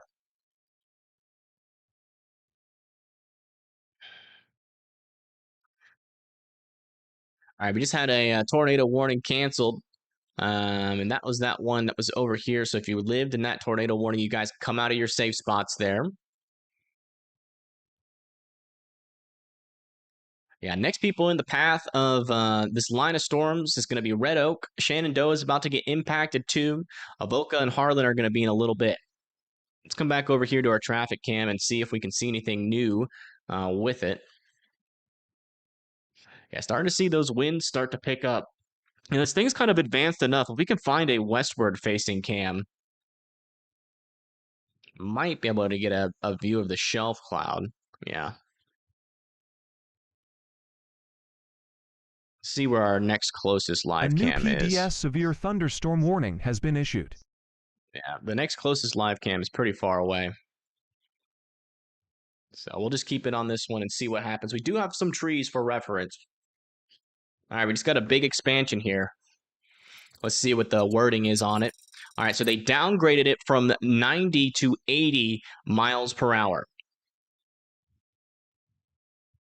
90 to 80 miles per hour, or 90 down to 80 miles per hour. Therefore, Audubon, Atlantic, Guthrie Center, and Greenfield all need to be in their safe spots here as the storm approaches. And, you know, most likely the next severe thunderstorm warning issued with this storm going down the line, probably right around the time the storm enters into this region, will be for the Des Moines and Kenny and Ames and Boone area, just for reference of, you know, kind of the timeline here. So much power. Yeah. Yeah, this is a very dangerous storm. I cannot express that enough. I mean, when you start to get damage reports that say roof blown off of commercial building, you know you got a problem. So just make sure that as long as you are in your safe spots, you will be okay from this storm, but you got to be in there.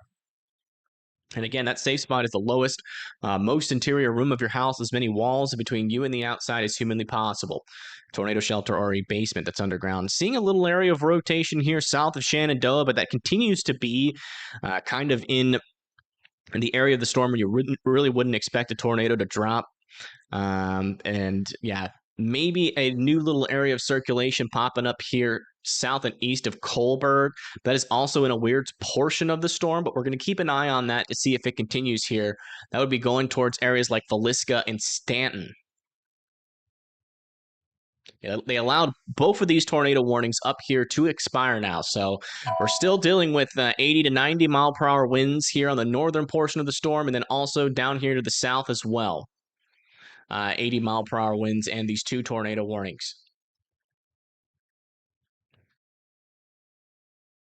Yeah, we do have some severe weather happening up here in Minnesota. We've got most of it is for like large hail, like 2-inch hail is possible over here south and east of Hutchinson. But that's going to miss you. Your main line of storm is going to be back up there south of Ferguson or Fergus Falls. And it looks like further back you go, you know, not as much of an issue, at least for that hail. But we could eventually end up getting some damaging winds out of this portion of the storm, too. A new PDS severe thunderstorm warning has been issued. New PDS severe thunderstorm warning been issued here for Iowa. It's probably going to be on the southern portion of this line of storms, if I had to guess. We'll see if where it gets placed.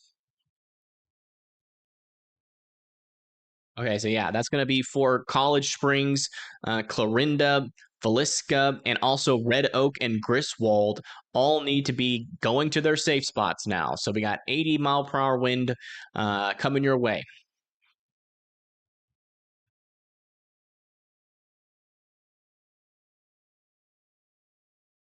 Go check back over here with the velocities.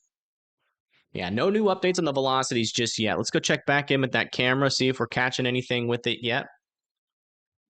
Should be in some of the more dangerous portions of the storm now. Yeah, it's not quite in there yet. We'll see. We'll come back over to this camera if it does end up showing anything.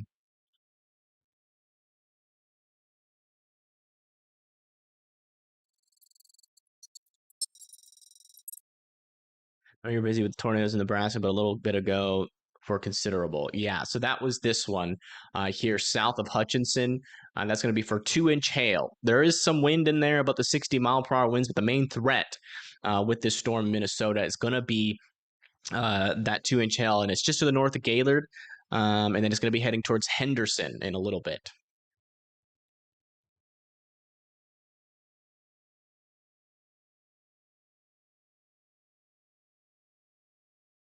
Let's see.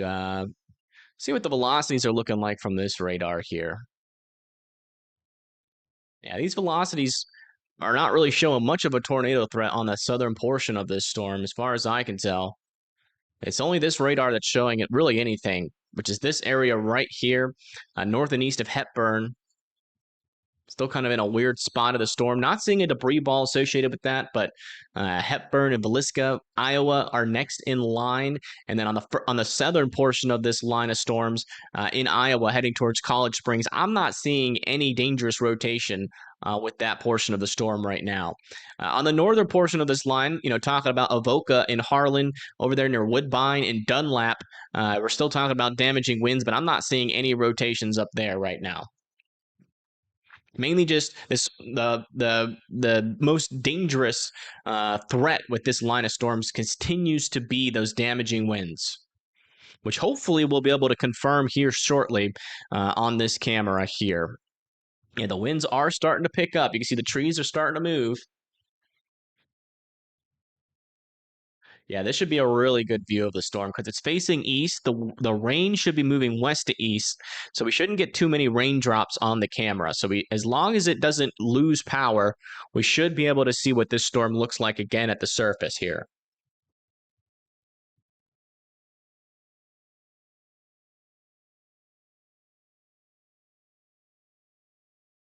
You're in the basement. That's great news. I'm glad you're respecting the storm and being in your basement. No matter anybody in any of these yellow polygons here, you need to be in your basement. There's no yellow polygon or red polygon that is not basementable.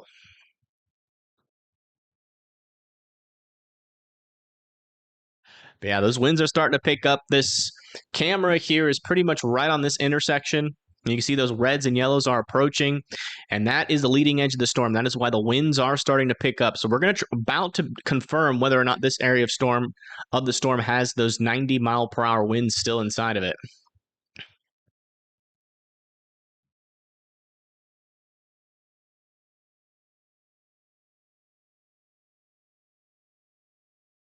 That should be any moment. I'll put that one under me just so I can monitor it while I'm looking at it.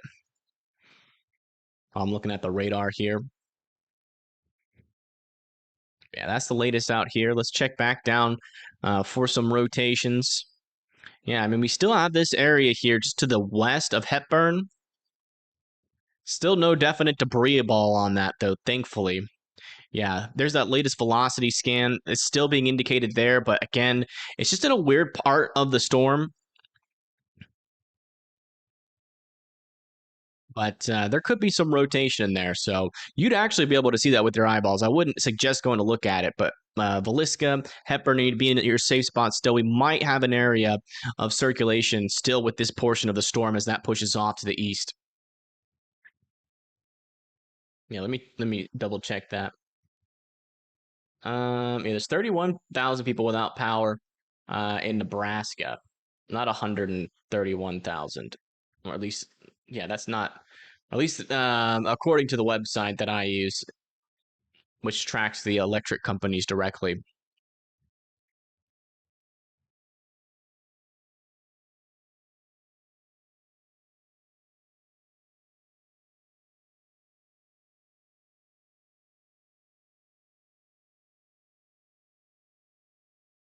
All right, here's the latest view from that camera.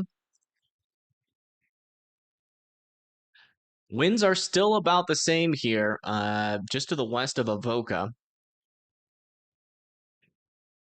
I haven't really picked up quite yet. Again, the 80 to 90 mile per hour winds looks like an apocalypse, like all heck breaks loose. Kind of looks like an apocalypse. It just looks crazy. So if we start to see something that's like just undeniably crazy, then that's probably those 80 to 90 mile per hour winds.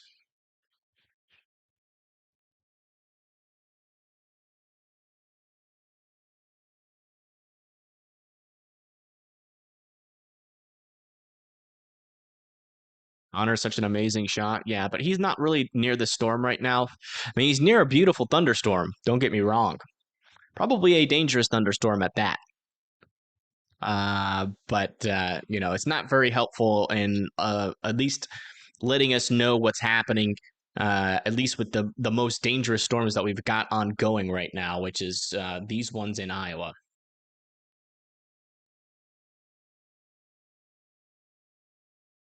These cameras do. So we're gonna keep these cameras up, and yeah, we'll go back to Connor every now and then just to see something a little crazy. All right, let's check to see if we have any new scans in, at least in the velocities. Not yet. But yeah, it looks like it kind of looks like, at least on radar, this thing might be fading a little bit. You see how those reds are getting a little bit less intense? Although from this radar, it still looks pretty intense, but we should be looking at a little bit higher up into the atmosphere. This is still our closest radar. Winds still look to be present, though. Okay, the winds are picking up a little bit now on this camera.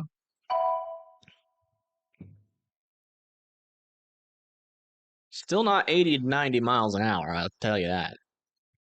But we're not in that dangerous portion of the storm just yet.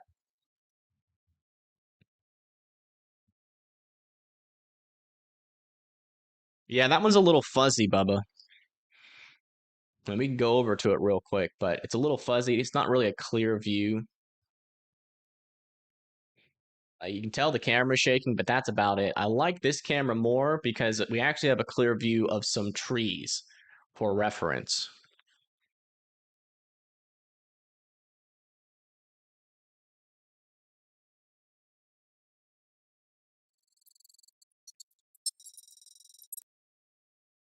Yeah, that's what we're dealing with right now. We're trying to confirm those winds on the northern portion of the storm. But yeah, okay, it looks like they did downgrade the southern warning to 70 miles per hour. So we're seeing at least some improvement of the situation here.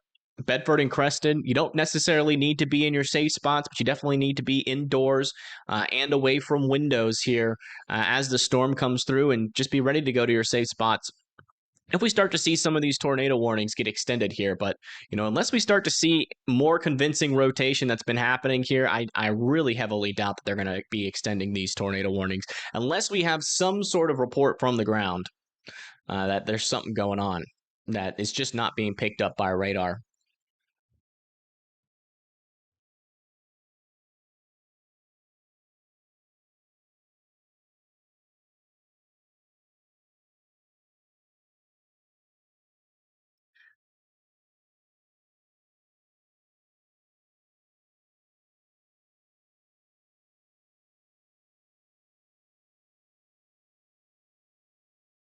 Yeah, no problem. No problem.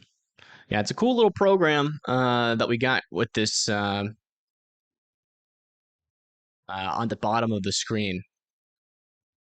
I wish I could shout out the person that makes it, but they want to stay anonymous.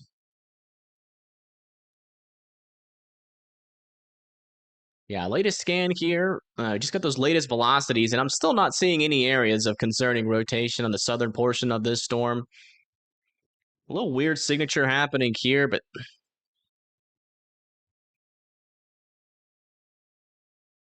me just check the DBZs on that. Yeah, it's 11 to 13 DBZs. It's most likely not a tornado there. So it's probably just clear air contamination or some bugs getting pushed out from the storm. But yeah, I'm not seeing any like definite tornadic signatures here still on this storm.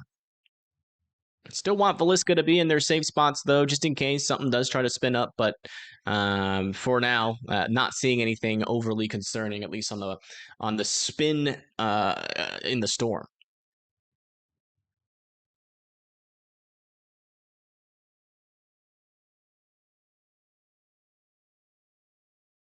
Yeah, no problem, Valerie. No problem. That's why we're here.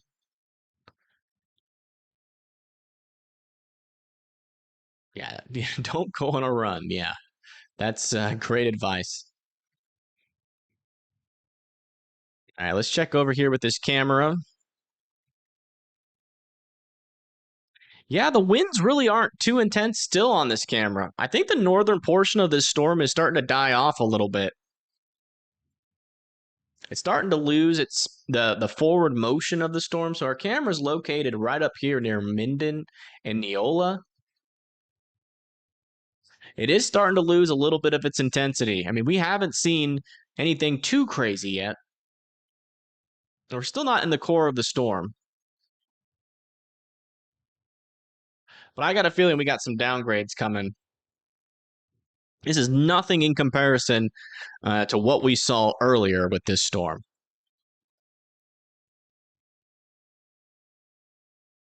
Oh, wait a second. It is starting to pick up a little bit. That was a little bit of a gust, maybe 60-mile-per-hour wind gust there.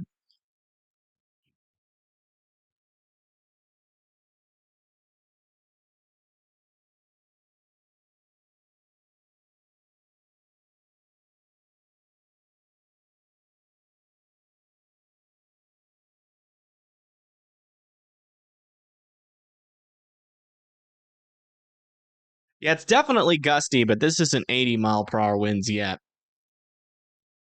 Any tornadoes down? Not right now. There was one earlier, but that was reported by law enforcement, so take it with a grain of salt, at least for now. It didn't show up on radar at all. Is the storm fading? It could be fading, or there's two possibilities. Either it's fading, or it's kind of what we call sometimes these storms can kind of pulsate in intensity as it goes into different instability environments. One thing I will say is that there is a little bit of a cap starting to form over this storm right now, which might lower the intensity, allow it to become a little bit more outflow dominated here in a little bit. But I mean, it's still got a lot of instability, especially near the southern portion of this storm. But you can also tell, like, if we go back in time here and just kind of compare it to what this storm did in the past. Let's go over here to 100 frames, kind of move it all the way back here. You see, it kind of started back here, really started to surge right as soon as it hit that boundary. And, from then on out, it's been kind of moving at this same general speed, but you can tell that those reds are starting to fade a little bit on this storm as the precipitation is not as intense as it was, which means the downdrafts are probably not as strong, which means that the winds are probably a little bit weaker than what they were in the past.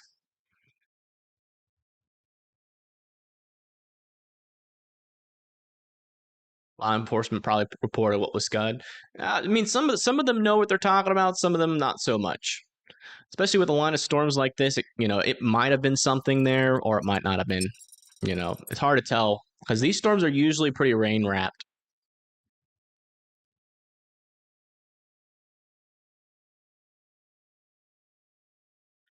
Let me see here. I wanted to do something, and I completely forgot what that was.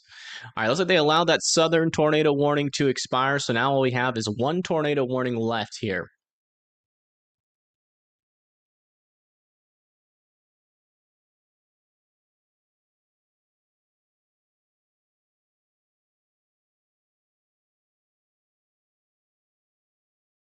Which I got a feeling they're going to allow this one to expire as well. I mean, there's a little bit of circulation still in that area, but it's still in kind of a weird spot of the storm. I still think we're dealing with some side lobe contamination. Let me check with this radar here. Yeah. There's nothing there, so they're probably going to allow that to expire as well. And we'll probably start to see some of these severe thunderstorms warnings get downgraded here in a little bit. Let's come back over here and kind of refresh this camera, see if the winds are picking up at all. Yeah, the northern portion, it is not this strong anymore. It is not 90-mile-per-hour winds anymore. There's definitely still some stronger winds in there, but definitely barely even over 60 miles per hour at this point. So we'll see if they uptick here. I mean, we're getting kind of into that core of the storm.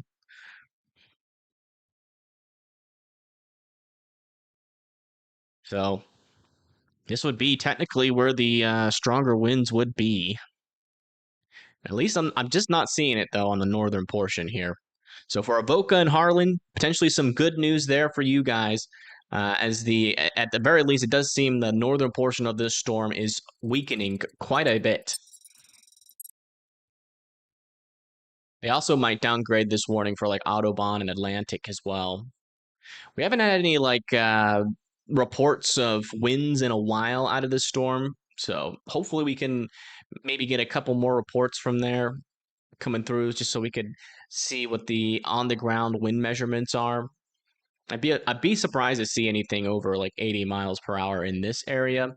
Maybe down here we could still potentially get some 80-mile-per-hour wind gusts. If any of these portions of this storm is going to kind of try to re-intensify, it'll probably be this southern portion, given the fact that that is where kind of our most prime atmosphere still kind of remains with this system.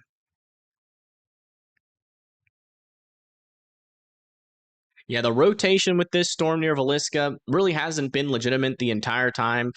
We've seen some like little upticks here, but just in the weirdest portions of the storm.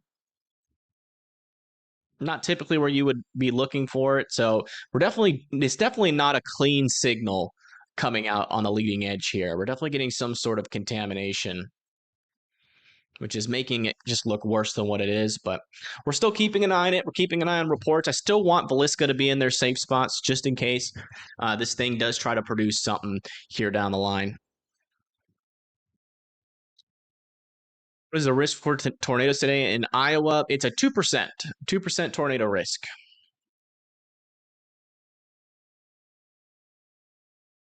Let me refresh this video feed. So yeah, here's the latest view of the northern portion of this storm. Yeah, still a pretty strong thunderstorm. Just it is a shadow of its old self. Let me see if we've got any cameras near Colorinda. Maybe a little bit further down to the south. Checking on the strength down here. Look for like a tree view.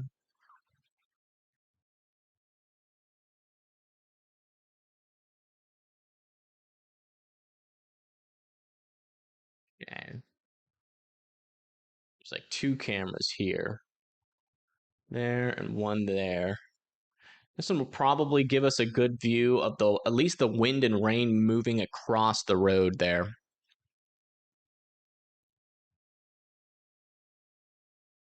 Southern portion of the bow echo. Yes, that is correct. You see where the most bowed out section of the storm is right in this area. Yeah, let's say we're getting another little signal here of something. Yeah, it's gone though. Yeah, it's completely gone. So I think they're going to allow that tornado warning to expire. And then we're going to be mainly talking about damaging winds here for Atlantic, Audubon, Guthrie Center, Greenfield, and Creston. Unless this thing gets a little bit less, a little bit less outflow dominant.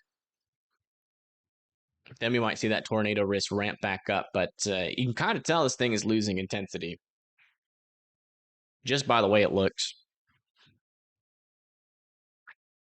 Barely anything in Minden. Yeah, that's where that camera was located. So yeah, I think the northern portion of this storm is definitely weaker now. So we're probably going to see downgrades happen out at least for like the northern parts near like Audubon and Guthrie Center. Probably somewhere between 60 and 70 mile per hour winds back in there at max.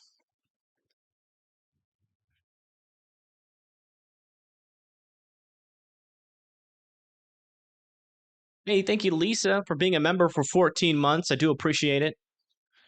So they say, thank you for all that you do to keep everyone weather aware and calm in a professional manner. Yeah, no problem.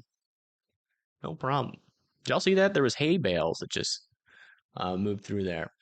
East Kentucky. So Eastern Kentucky does have some storms ongoing. We got a couple of severe thunderstorms over here, one with 60-mile-per-hour winds and some rain and thunder over there. Not really expecting anything like tornadic up here or derecho-like. So, I wouldn't be overly concerned. I would just be weather aware. Just make sure you're not outside, so you don't get struck by lightning. Back up here, little update over here around south of Minneapolis. We still got these storms ongoing with golf ball sized hail, and another one over here south of Red Wing, pushing down to the south and east to just to the north of Rochester with those 60-mile-per-hour winds. And this line of thunderstorms here is warned for either golf ball sized hail, 60-mile-per-hour winds, or just 60-mile-per-hour winds in general. Looking at the velocities here, not seeing anything concerning. But, just make sure that you are hunkered down indoors when that comes through. In terms of like anything else, we do have some severe weather going a little bit further down to the south here in South Dakota. We got this one storm with half-dollar sized hail near Burke. And we got still some severe weather happening over here in Kansas. It looks like a lot of this, though, is getting into that marginal range of severe weather. But if you live over there near Hayes, just to the east of Russell, north of Abilene, just make sure you are continuing to be in your safe spots, or not your safe spots, but indoors with those storms as they approach. All right, Tornado Explorer, thank you for tuning in. Do appreciate it.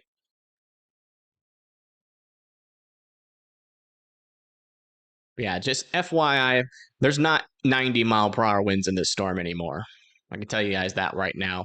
The strongest winds are going to be in this region of the storm here, so we might see a lot of shaving of at least some of our stronger warnings, and might see most of the significant warnings, like these 80-mile-per-hour wind warnings and above, be allowed to expire and get replaced. Most likely, if I had to guess, by either a 60 or 70-mile-per-hour wind warning.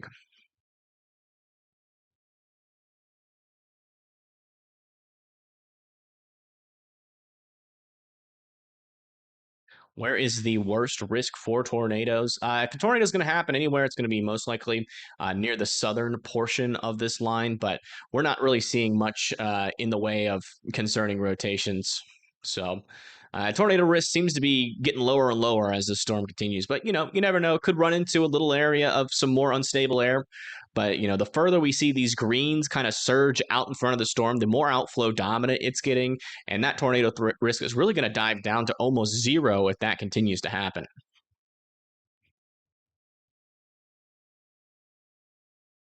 All right, let's go check back in with our little traffic camera here. See what the winds are like further down to the south. This is over, I think it's somewhere near the Villisca area. Let me just double check. Yeah, this is just to the north, or just to the west of Villisca near Red Oak. And yeah, these winds aren't overly impressive down here either now, as you can see with your eyeballs. So, not as strong as a storm by any means. Definitely falling apart here, which is great news. This thing had a lot of instability, but it does seem like that capping inversion is doing this storm in slowly. So those won't really be too helpful. We'll just take a look, see what Connor Croft is up to. He's still up here in South Dakota. They got a cool looking storm up there.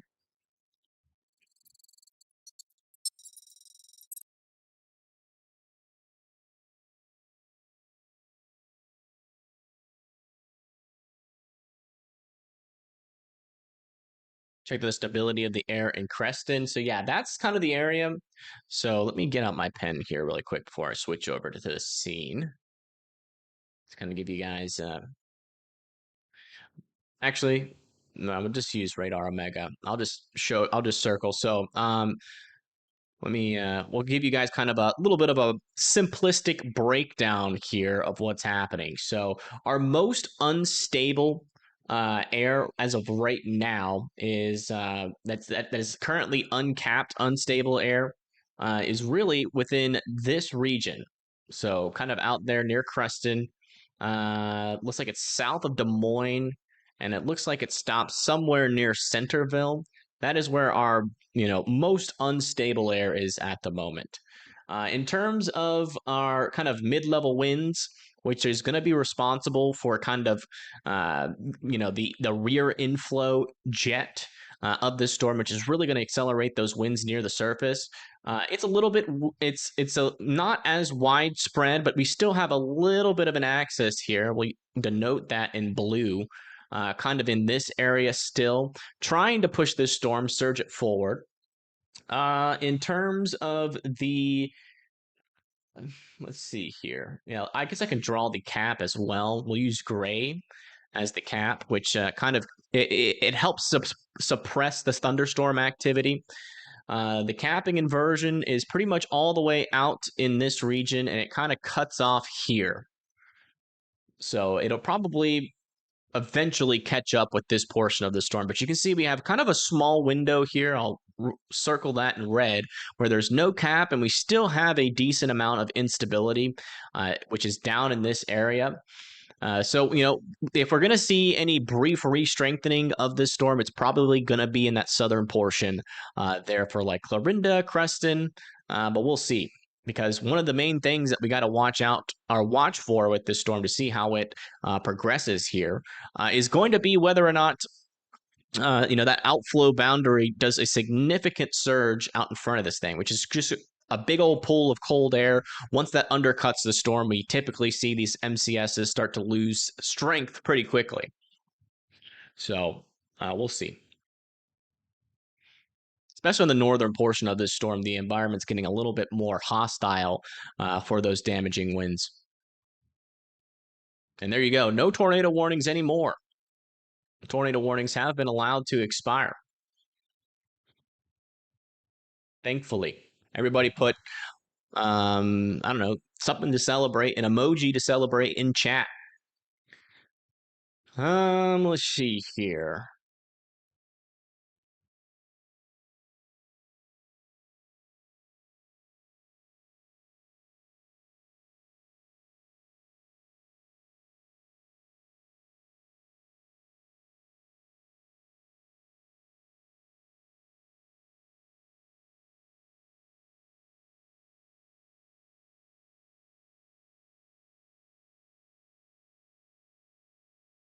You are in Minnesota, so thunderstorms on and off. Yeah.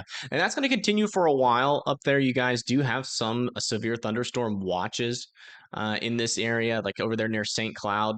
So some brief and sparse instances of hail and damaging winds. Also got to watch out for some potential flooding in some of these parts, especially like in this region here. Let me get my black pen back out. In this region here, could have some flooding there. Sometimes with these MCSs, you can get some flooding on the southern side, but it's not really an MCS in a vacuum. You can see that this MCS kind of formed on the northern portion of a pretty large outflow boundary. So we probably won't see too big of a flood threat, but sometimes you can get that cold pool kind of surge off to the east, and then you can kind of get a trailing stalled boundary where you get strong thunderstorm activity on the south. And thankfully, we're not seeing that with this one. So I don't think the flooding risk is going to be too high, but definitely something that's but definitely the winds are probably going to continue to be our main thing here. I'm surprised they still have this 80-mile-per-hour wind warning up. Let's come back down to here. Let's get a camera back up on the. The northern portion of the storm is the area, the only area where we still have, that 80-mile-per-hour wind warning. Let me see if we can find a live camera somewhere nearby. In this northern portion here. Might be able to catch a shelf cloud if we can get the right camera.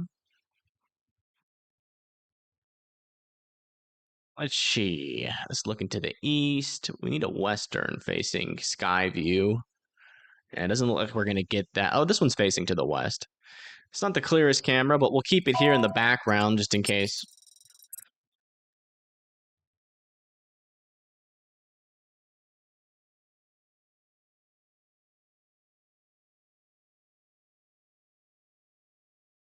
How do you know on radar scope the cap is breaking? You don't want to look at radar scope. So essentially, where you want to go, I'll post this link in chat. It's not 100% accurate, but this is like the best thing that we got for real-time data.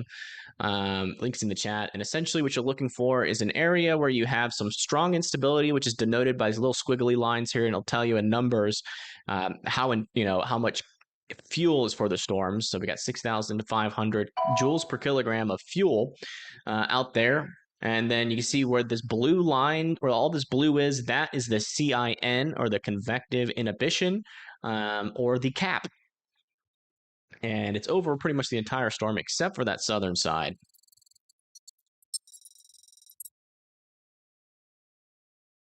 Yeah, next in line for these damaging winds, I do believe this southern warning for 60 miles per hour for Bedford and Creston. Up here, this 80-mile-per-hour one, I still believe it should be downgraded. I mean, we've had multiple cans get impacted in this region, and the winds are not that intense. Definitely not 80 miles per hour. So for Atlantic and Audubon, I wouldn't expect 80-mile-per-hour winds. I would expect anywhere from like 60 to 70-mile-per-hour winds as that approaches. Same thing for Guthrie Center and Greenfield. I don't think we're talking about 80-mile-per-hour winds anymore. We've seen it with our eyes, and I'm not gonna, what's the word? Discount that.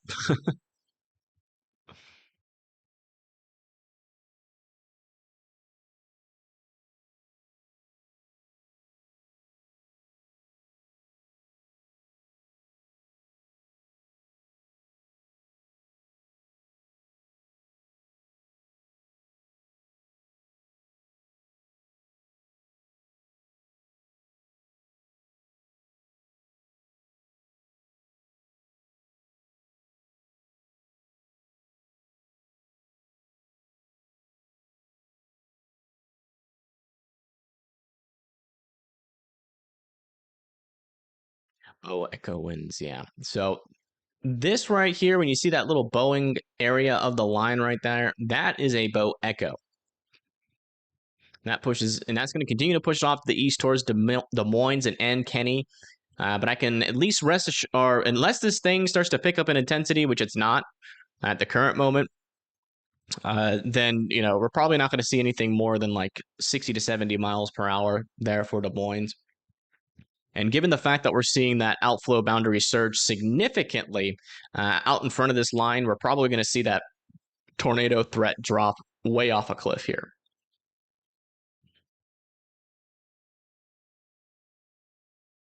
Which is great news. We had at least 80 miles per hour winds. Yeah, no, when this storm was back here, I mean, we had a 90-mile-per-hour wind gust report. Let me see if I can find that again. Yeah, right here. It was just to the south and west of Lincoln. We had a 92-mile-per-hour wind report. We had an 80-mile-per-hour wind report there near Papillion there. And Plattsmouth was just to the south and east of that. And right before it went into Plattsmouth, we had an 89-mile-per-hour wind gust recorded. So definitely could have had those stronger winds come into Plattsmouth as well. But yeah, I mean, if I kind of bring the frames back here and then push it all the way back, you can see that this storm was a lot stronger there in like the Omaha Bellevue area, and you can just watch it fall apart as you go forward in time. And that's why we're starting to see these winds calm down quite significantly. Like we did have 80-mile-per-hour wind warnings down here, but now they're at 60 miles per hour, and this one's going to follow as well. We're going to get a downgrade on this shortly. Just hasn't happened yet. It's kind of like when you see a tornado warned storm, the rotation has kind of completely died off, but they still haven't allowed that tornado warning to expire.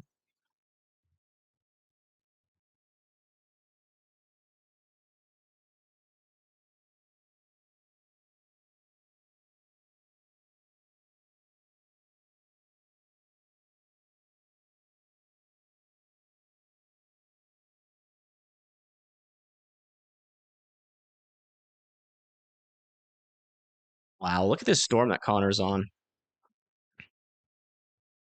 Nice little shelf cloud on there.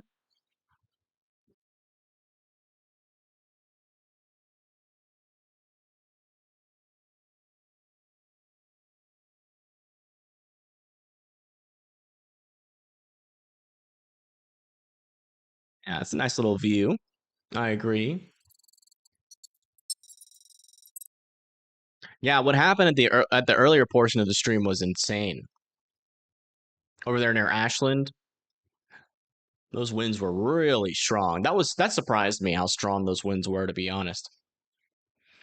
I wouldn't be surprised if, because like again, there can be stronger winds sometimes in between these little data points here, and you just don't really see them actually measured because they might not have like a meso station there in Ashland. But it wouldn't surprise me if those winds gusted up to like 90 to 100 miles per hour at some point. I mean, it really felt like we were inside of a pretty decent tornado at the beginning of the stream. How fast is the system moving through Iowa? It's currently moving to the east at 50 miles per hour. So it's moving pretty quickly. Yeah, public weather statement is 76 in northern Mills County. Was our last report on this. And that was a while ago. So we haven't had any new reports of any wind stronger than that for about 30 minutes.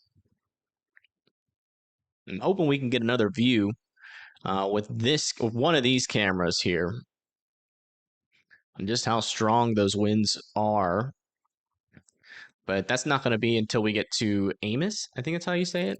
Ames? Is it Ames or Amos? Ames? Is that right? I don't think that's right. Let me double check. No, Adair. Sorry. Ames. Gotcha.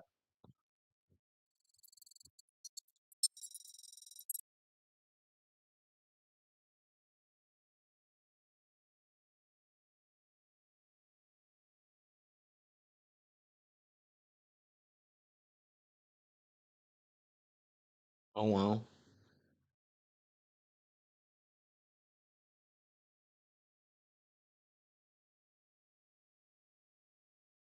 Ames. Gotcha. That's way better than Amos.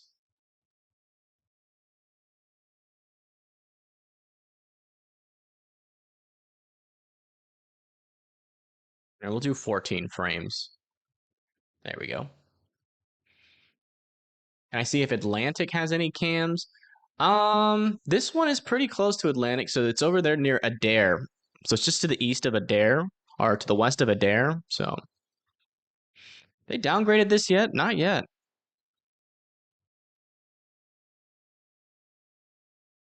They're taking their sweet time. I know there's not 80-mile-per-hour wind gusts in there right now.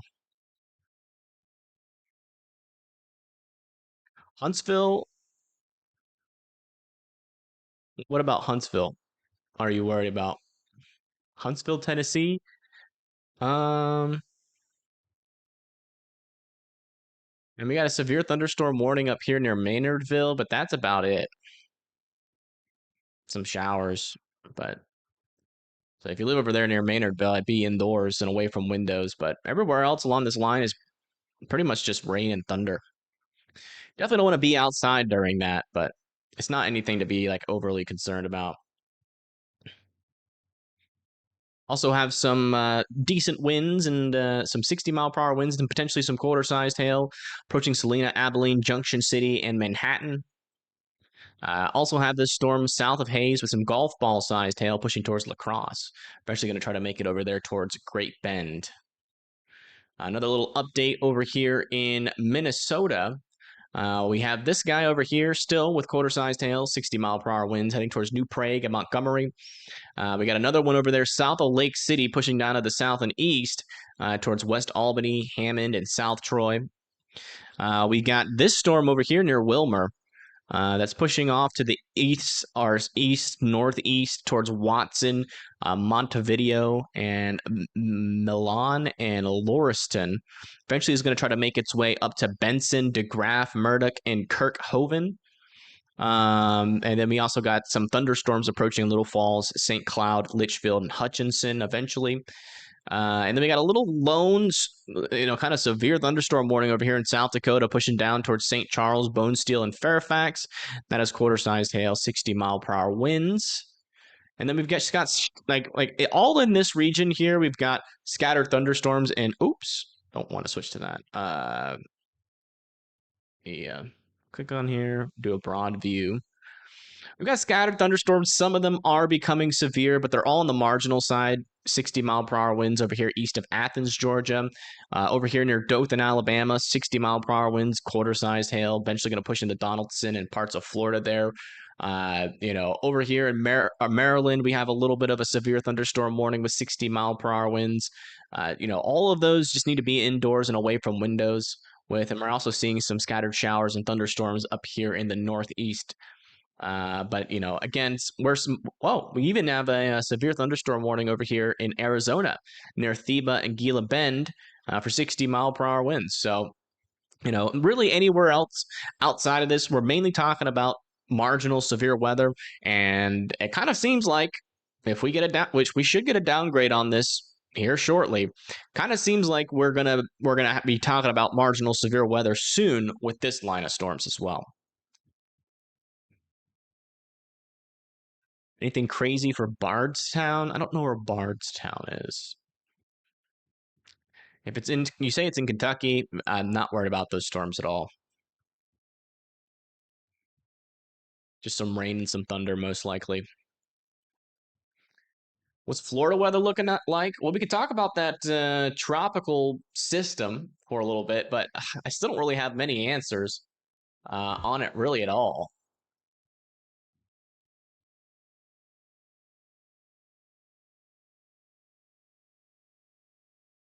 Not a whole lot of answers. We did just get a kind of a little bit of a model shift on it, though, so we can talk about that briefly.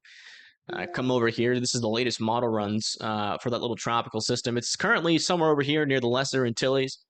That's going to push off to the east, according to the GFS. Try to reform in the Gulf and potentially, make landfall as potentially a hurricane there in Florida. So that's the GFS. That's just one model run. So let's check all the models.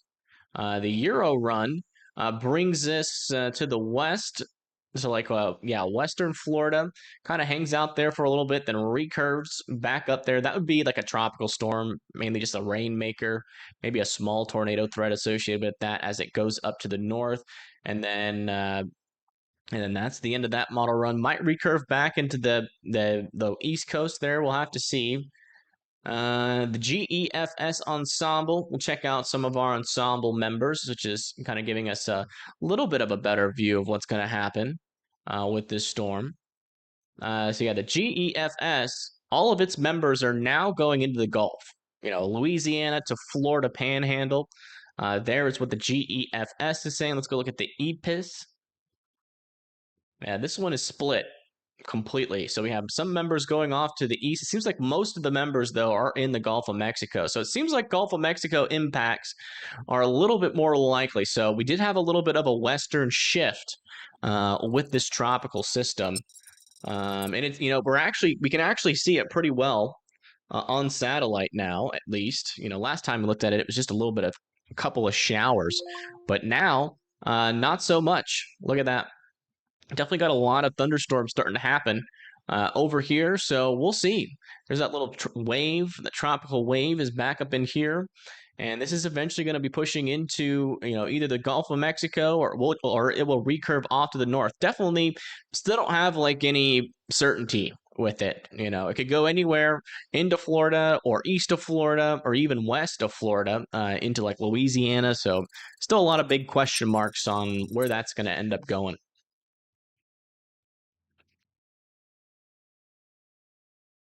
What site do I use for tropical tracks? Tropical Tidbits and Weather Nerds.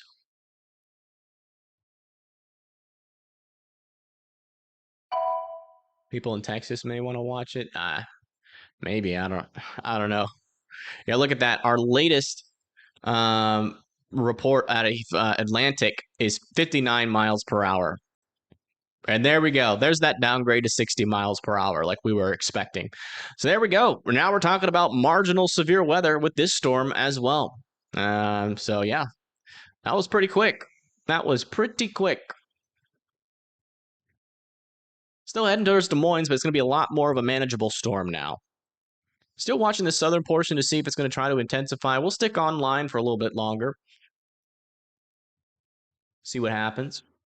Are the storms going to get bad in Minnesota? Not really. I mean, the worst of your guys' storms have passed for the most part. Instability is starting to wane. We could get some escalations, with some golf ball, the ping pong ball sized hail with some of these storms here near Wilmer, in Watertown.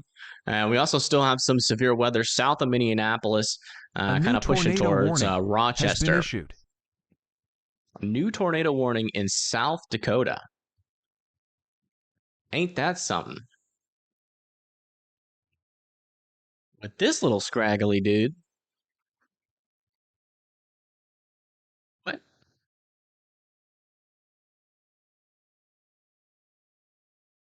Um, what am I missing here?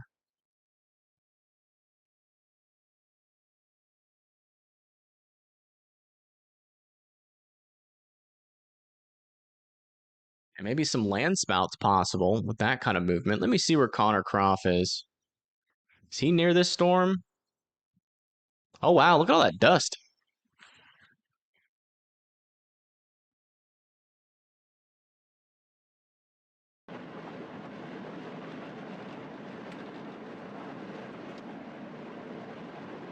Yeah, I don't think he's on this storm. I think he's on the one to the west. I have no idea. But we must have a report somewhere on the surface, as there is zero rotation with this storm right now. Not a singular, noticeable iota of rotation. As the radar's over here, so the greens are going this way. This would be anti-cyclonic in nature and very weak at that. The only little areas where we got cyclonic rotation are nowhere. So I don't know. There must be some sort of report of like a funnel with this. Might be like land spout. Might have some land spout activity happening with this guy. But if you live in Menno, Olivet, and Clayton, I'd be in your safe spots just in case. Land spouts, usually they're pretty harmless. But some of them can be on the stronger side, so I would just, be weather aware, be in your safe spots just in case this thing tries to latch onto something and, drop a land spout. But in terms of like strong rotation, I see zero of that. So we're not talking about strong tornadoes happening underneath this storm. It would be on the very weakest end of tornadoes, which typically are pretty harmless. But I think I guess Connor's up here. He's not showing up on Radar Omega, so I still have no idea where Connor is. Yeah, I think Connor's up there near Watertown. He's not down here.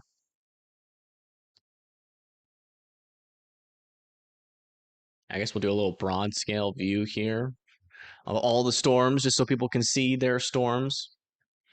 Yeah, there's Minnesota, Iowa, there's Kansas down there, and those are kind of our main focuses for severe weather. No, it's not. I don't think this is gonna be a derecho. I don't think it was. Yeah.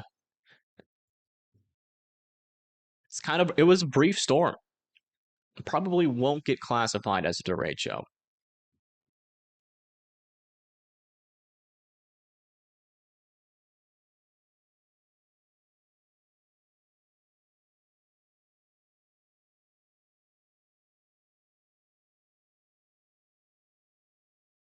Vince doesn't see it. Well, he's not even close.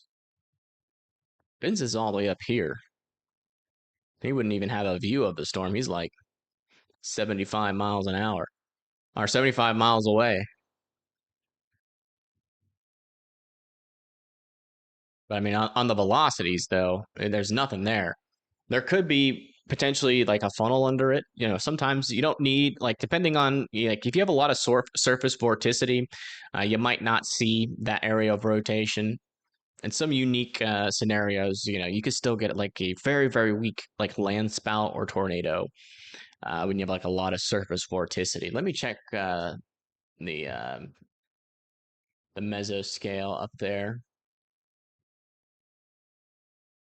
Let's see how much vorticity. Yeah, there's a lot of vorticity up there, and a decent amount of 3 cape. So I would not rule out like a brief little like kind of land spout or like hybrid or like a weak tornado, kind of like what we saw in Iowa not too long ago when we had that little outbreak And we didn't see any rotation or debris balls on any of the storms, but we were watching Storm Hunter Media and Connor Croft see tornado after tornado. So it might be something similar to that. There could be a little boundary up there.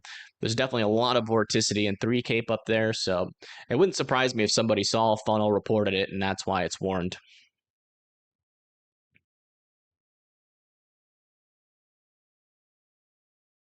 Here in Sioux Falls, it's looking ominous to the west. Okay, thank you for the report. I do appreciate that.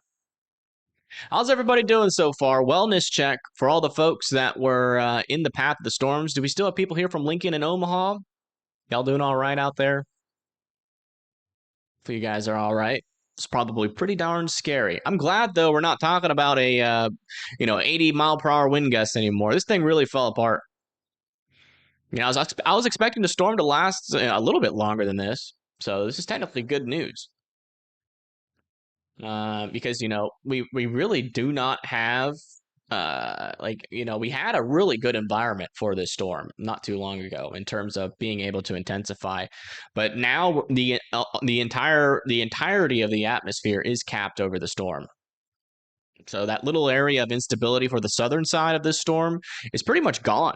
I mean, it's not gone. It's there. The instability is still there. It's just the storm will most likely become too outflow dominant for it to really be helpful and strengthening. We might still get some increases to like 70 miles per hour, but the next people in line is going to be Bedford and Creston, Greenfield, Guthrie Center, and Audubon there in Iowa. It's eventually going to head towards Des Moines, but again, we're talking about a 60-mile-per-hour windstorm right now. As long as you're indoors, you'll be perfectly fine. Red Oak, Iowa-ish, yeah.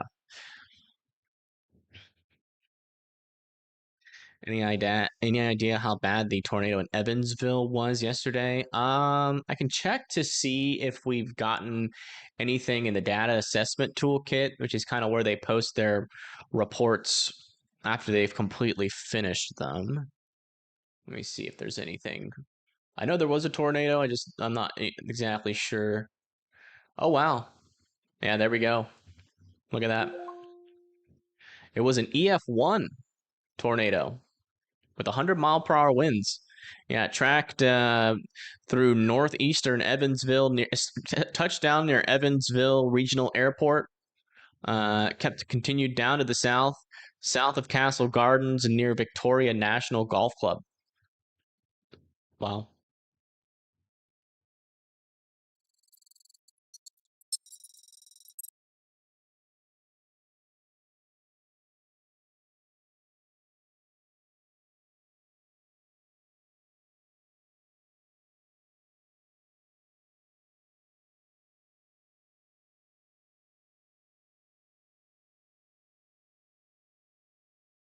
Yeah.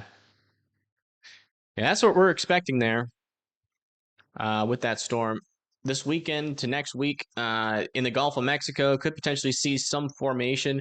It does seem like so, when we were first initially talking about the storm, we had a split between, let me switch this. We had a split between the Euro. So the Euro brought it up in that direction, and the GFS has consistently brought it into the Gulf. That really hasn't changed.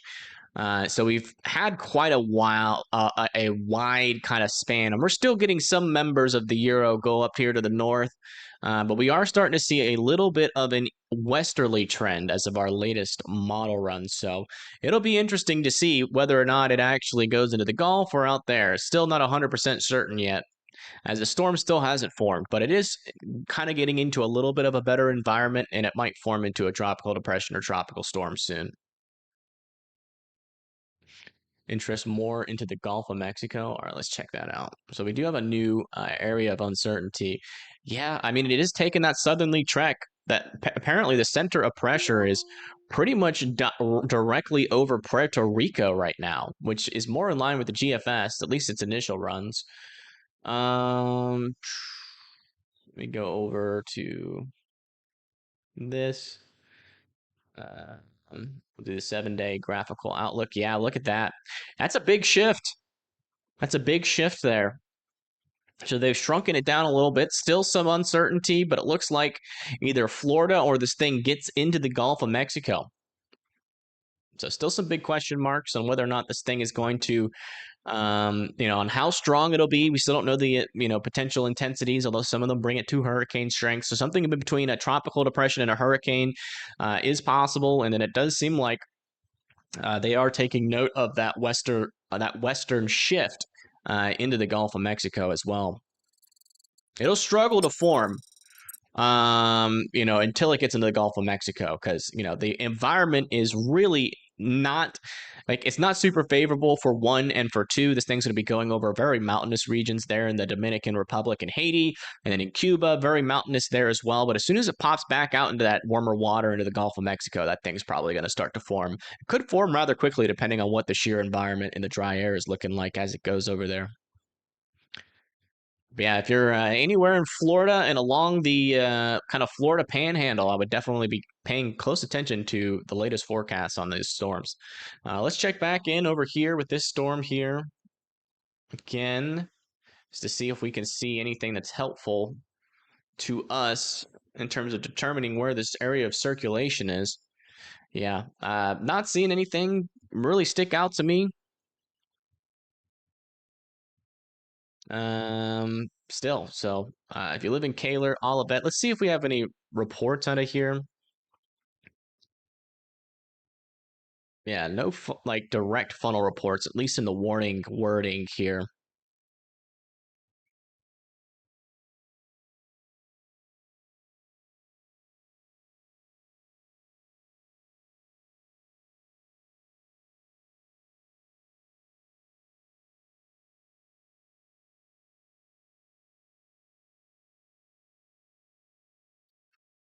Let me just double check along the leading edge of this storm in Iowa.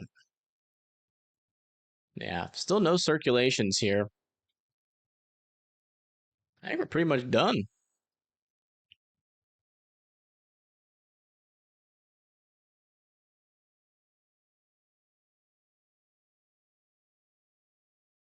Pretty much done, and I mean, one, this thing's in the middle of nowhere. Anywhere that there is circulation, there's a little bit of super duper weak circulation here. And two, I mean, if it does produce anything, it's going to be very weak. It's definitely not going to form into a supercell and produce anything more than an EF0 if it does produce.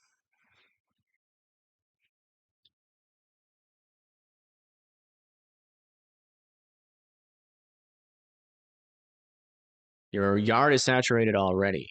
Yeah. You got to watch out for flooding if your yard's already saturated. And Des Moines going to get hit, but the storm is not nearly as strong as it was. We're talking about 60-mile-per-hour winds now along it.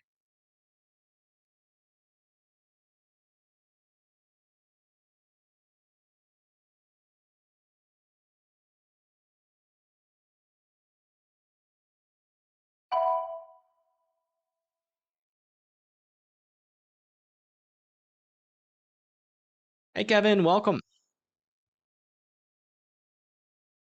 Kansas has tight rotation.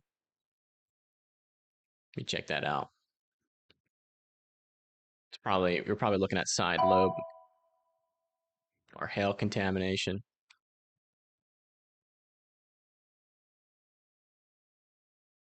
Yeah, I'm not seeing any areas of strong rotation in Kansas. Don't know what you're talking about, my friend.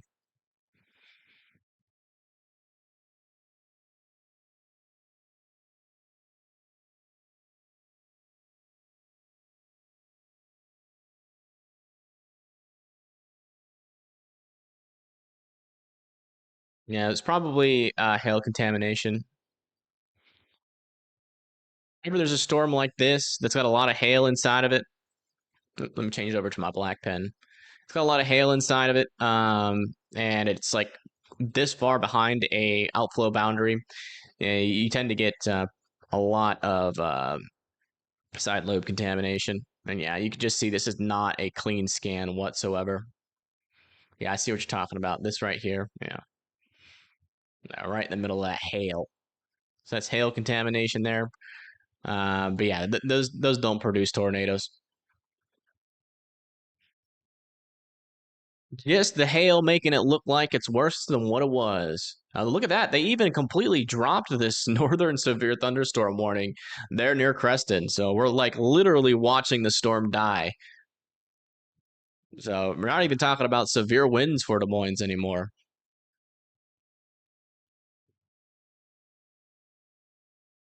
Oh, it was anti-cyclonic? Yeah, it probably wasn't cyclonic or anti-cyclonic. It was probably just a fake signal. Well, not a fake signal, but a glitched, dirty signal. Especially when you get under that hail. It was probably just nothing altogether.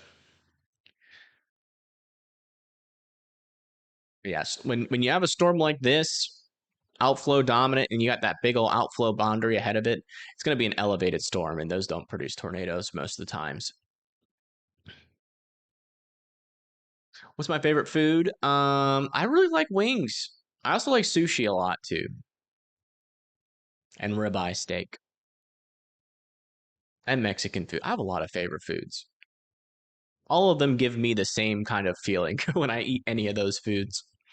Also like crab and scallops. I like crab the most, at least in the seafood category of things.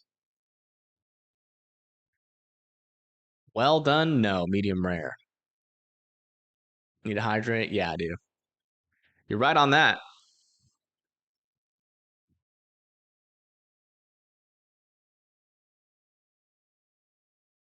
Yeah, there's a lot of good foods out there. There's also, I forget what it is. It's like some sort of like, there's like this dip, a seafood dip. I forget where it was. It's like a really weird name. It's like, it's in Florida, like near the Destin region. It's called Louisiana it looks like Langapi, Langanippy. Kind of sounds like, or it looks like that. If you were to just say it, but it's like some French word. But they had this dip there that was just so dang good. I don't even know what was inside of it. It was just really good dip. I think they had like pita bread served with it. Like it was like crispy. Yeah, there's still a little bit of circulation here on this part of the storm. But again, if that's going to be producing a tornado, it's going to be one of those really weak ones. I wouldn't be outside for it though. There in T Shooter in Guthrie County, Wolf Creek, and Clayton. Now, whether or not you want to get in your safe spots for it, it's up to you.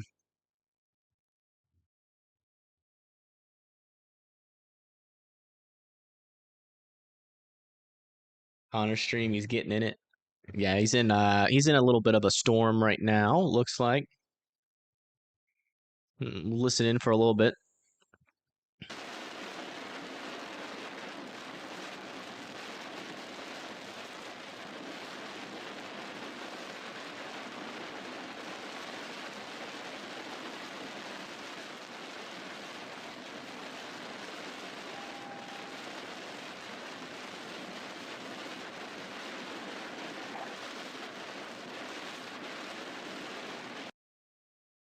Yeah, it's mainly just rain. Mainly just rain and loud driving noises. If you guys want some loud driving noise ASMR, you should go over there to Connor's stream.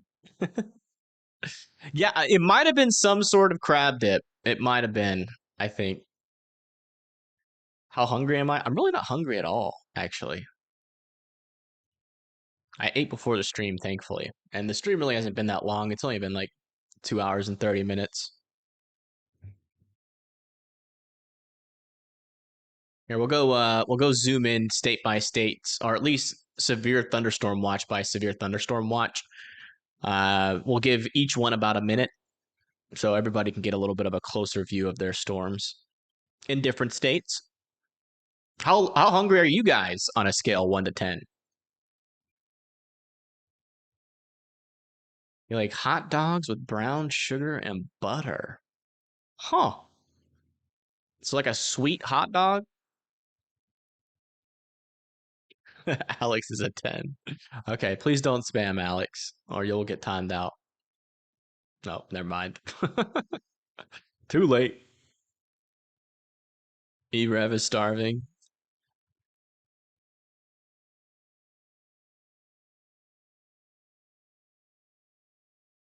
All right, so that's that. Oh, looks like they reissued a severe thunderstorm warning for 60-mile-per-hour winds.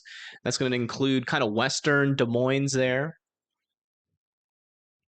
Still got these guys in the south too with those 60-mile-per-hour winds, potential for quarter-sized hail. About to push into Blockton, and then also in northern Missouri there as well. We'll keep it on this for a little bit, for a couple seconds, so you guys can see the storm and where it's going. You had dinner like an hour or 3 ago. Well, then you're good. If you're hungry, well, go eat. We'll come back down here to Kansas next. We got some severe weather approaching Abilene, Junction City, and Manhattan. Another one approaching Larned and Great Bend and Russell. You want a cherry Pop-Tart toasted with butter on it? Dang. I've never heard of a Pop-Tart recipe sound that fancy before. It seems like all the severe thunderstorm warnings in Kentucky and Tennessee have been allowed to expire. Still got this small one over here east of Athens, South Anderson there in Georgia. Still got some rain and showers in the northeast. It's about it. Is that severe thunderstorm warning? Yeah, it looks like that one severe thunderstorm warning a little bit further to the east there has expired in Arizona, but we got another one heading towards Yuma with the potential for 60-mile-per-hour winds.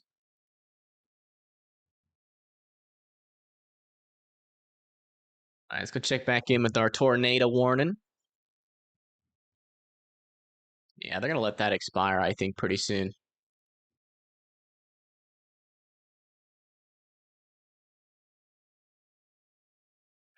Langyap. Oh, that is right. That is exactly it. Lagniappe. So yeah, Louisiana Lagniappe. Lagniappe.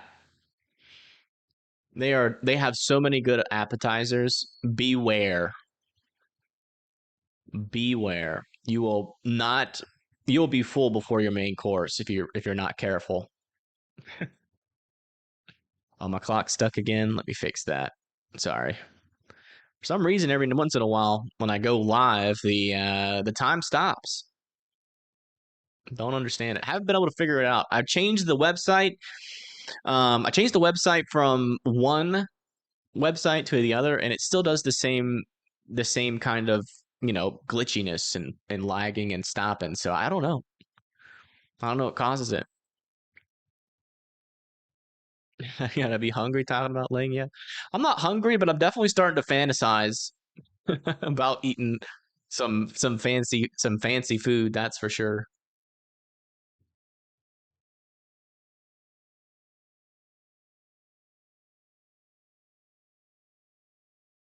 You're making a roux. What's roux mean?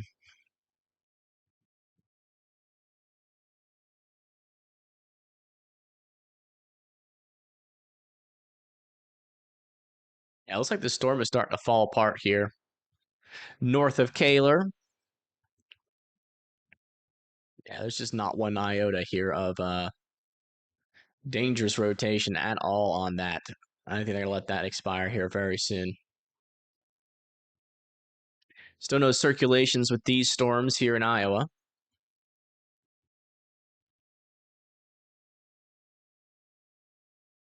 Fruit Loop straws? That was a thing? I didn't even know that was a thing. Flour and butter. Oh, a thickener. Okay, gotcha. So it just makes uh, the gumbo a little bit thicker. It's about to expire.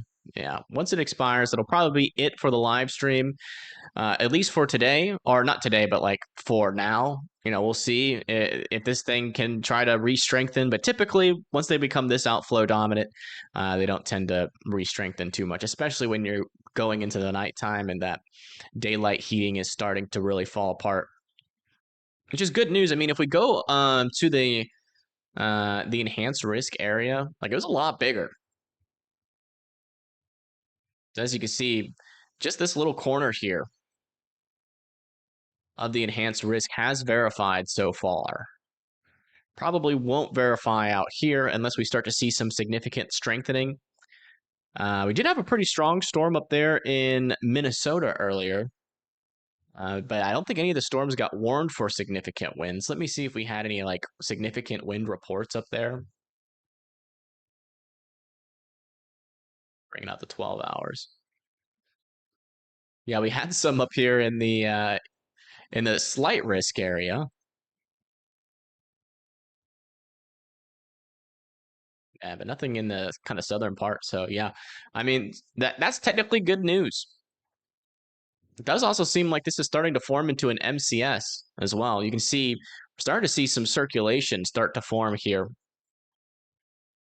Or MCV, sorry. We're starting to see a mesoscale convective vortex, which can sometimes kind of look like a hurricane.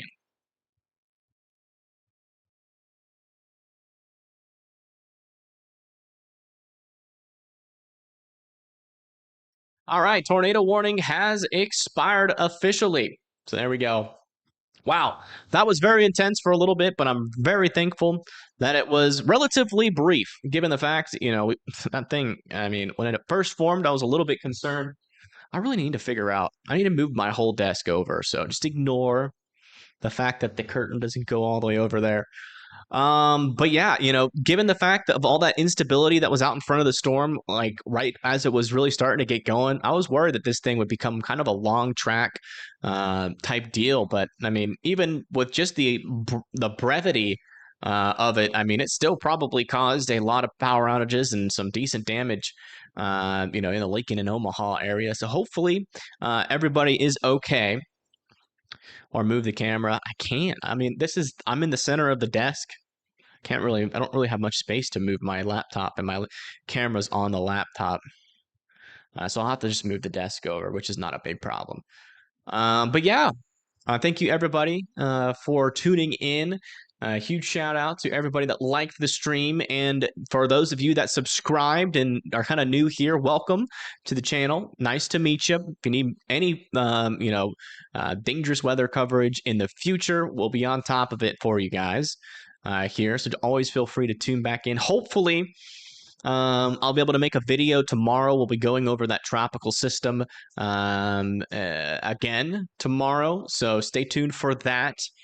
That'll probably be released sometime at around 5 p.m. tomorrow, if everything goes as planned.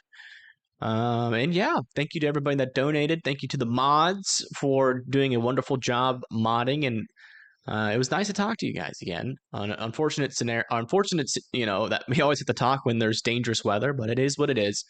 It's the nature of the beast. But yeah, we'll see you guys tomorrow in a video at the very least. And if I have to go live, we'll go live again. But all right, everybody, you take it easy. Have a good rest of your night, and I'll see you guys in the next one.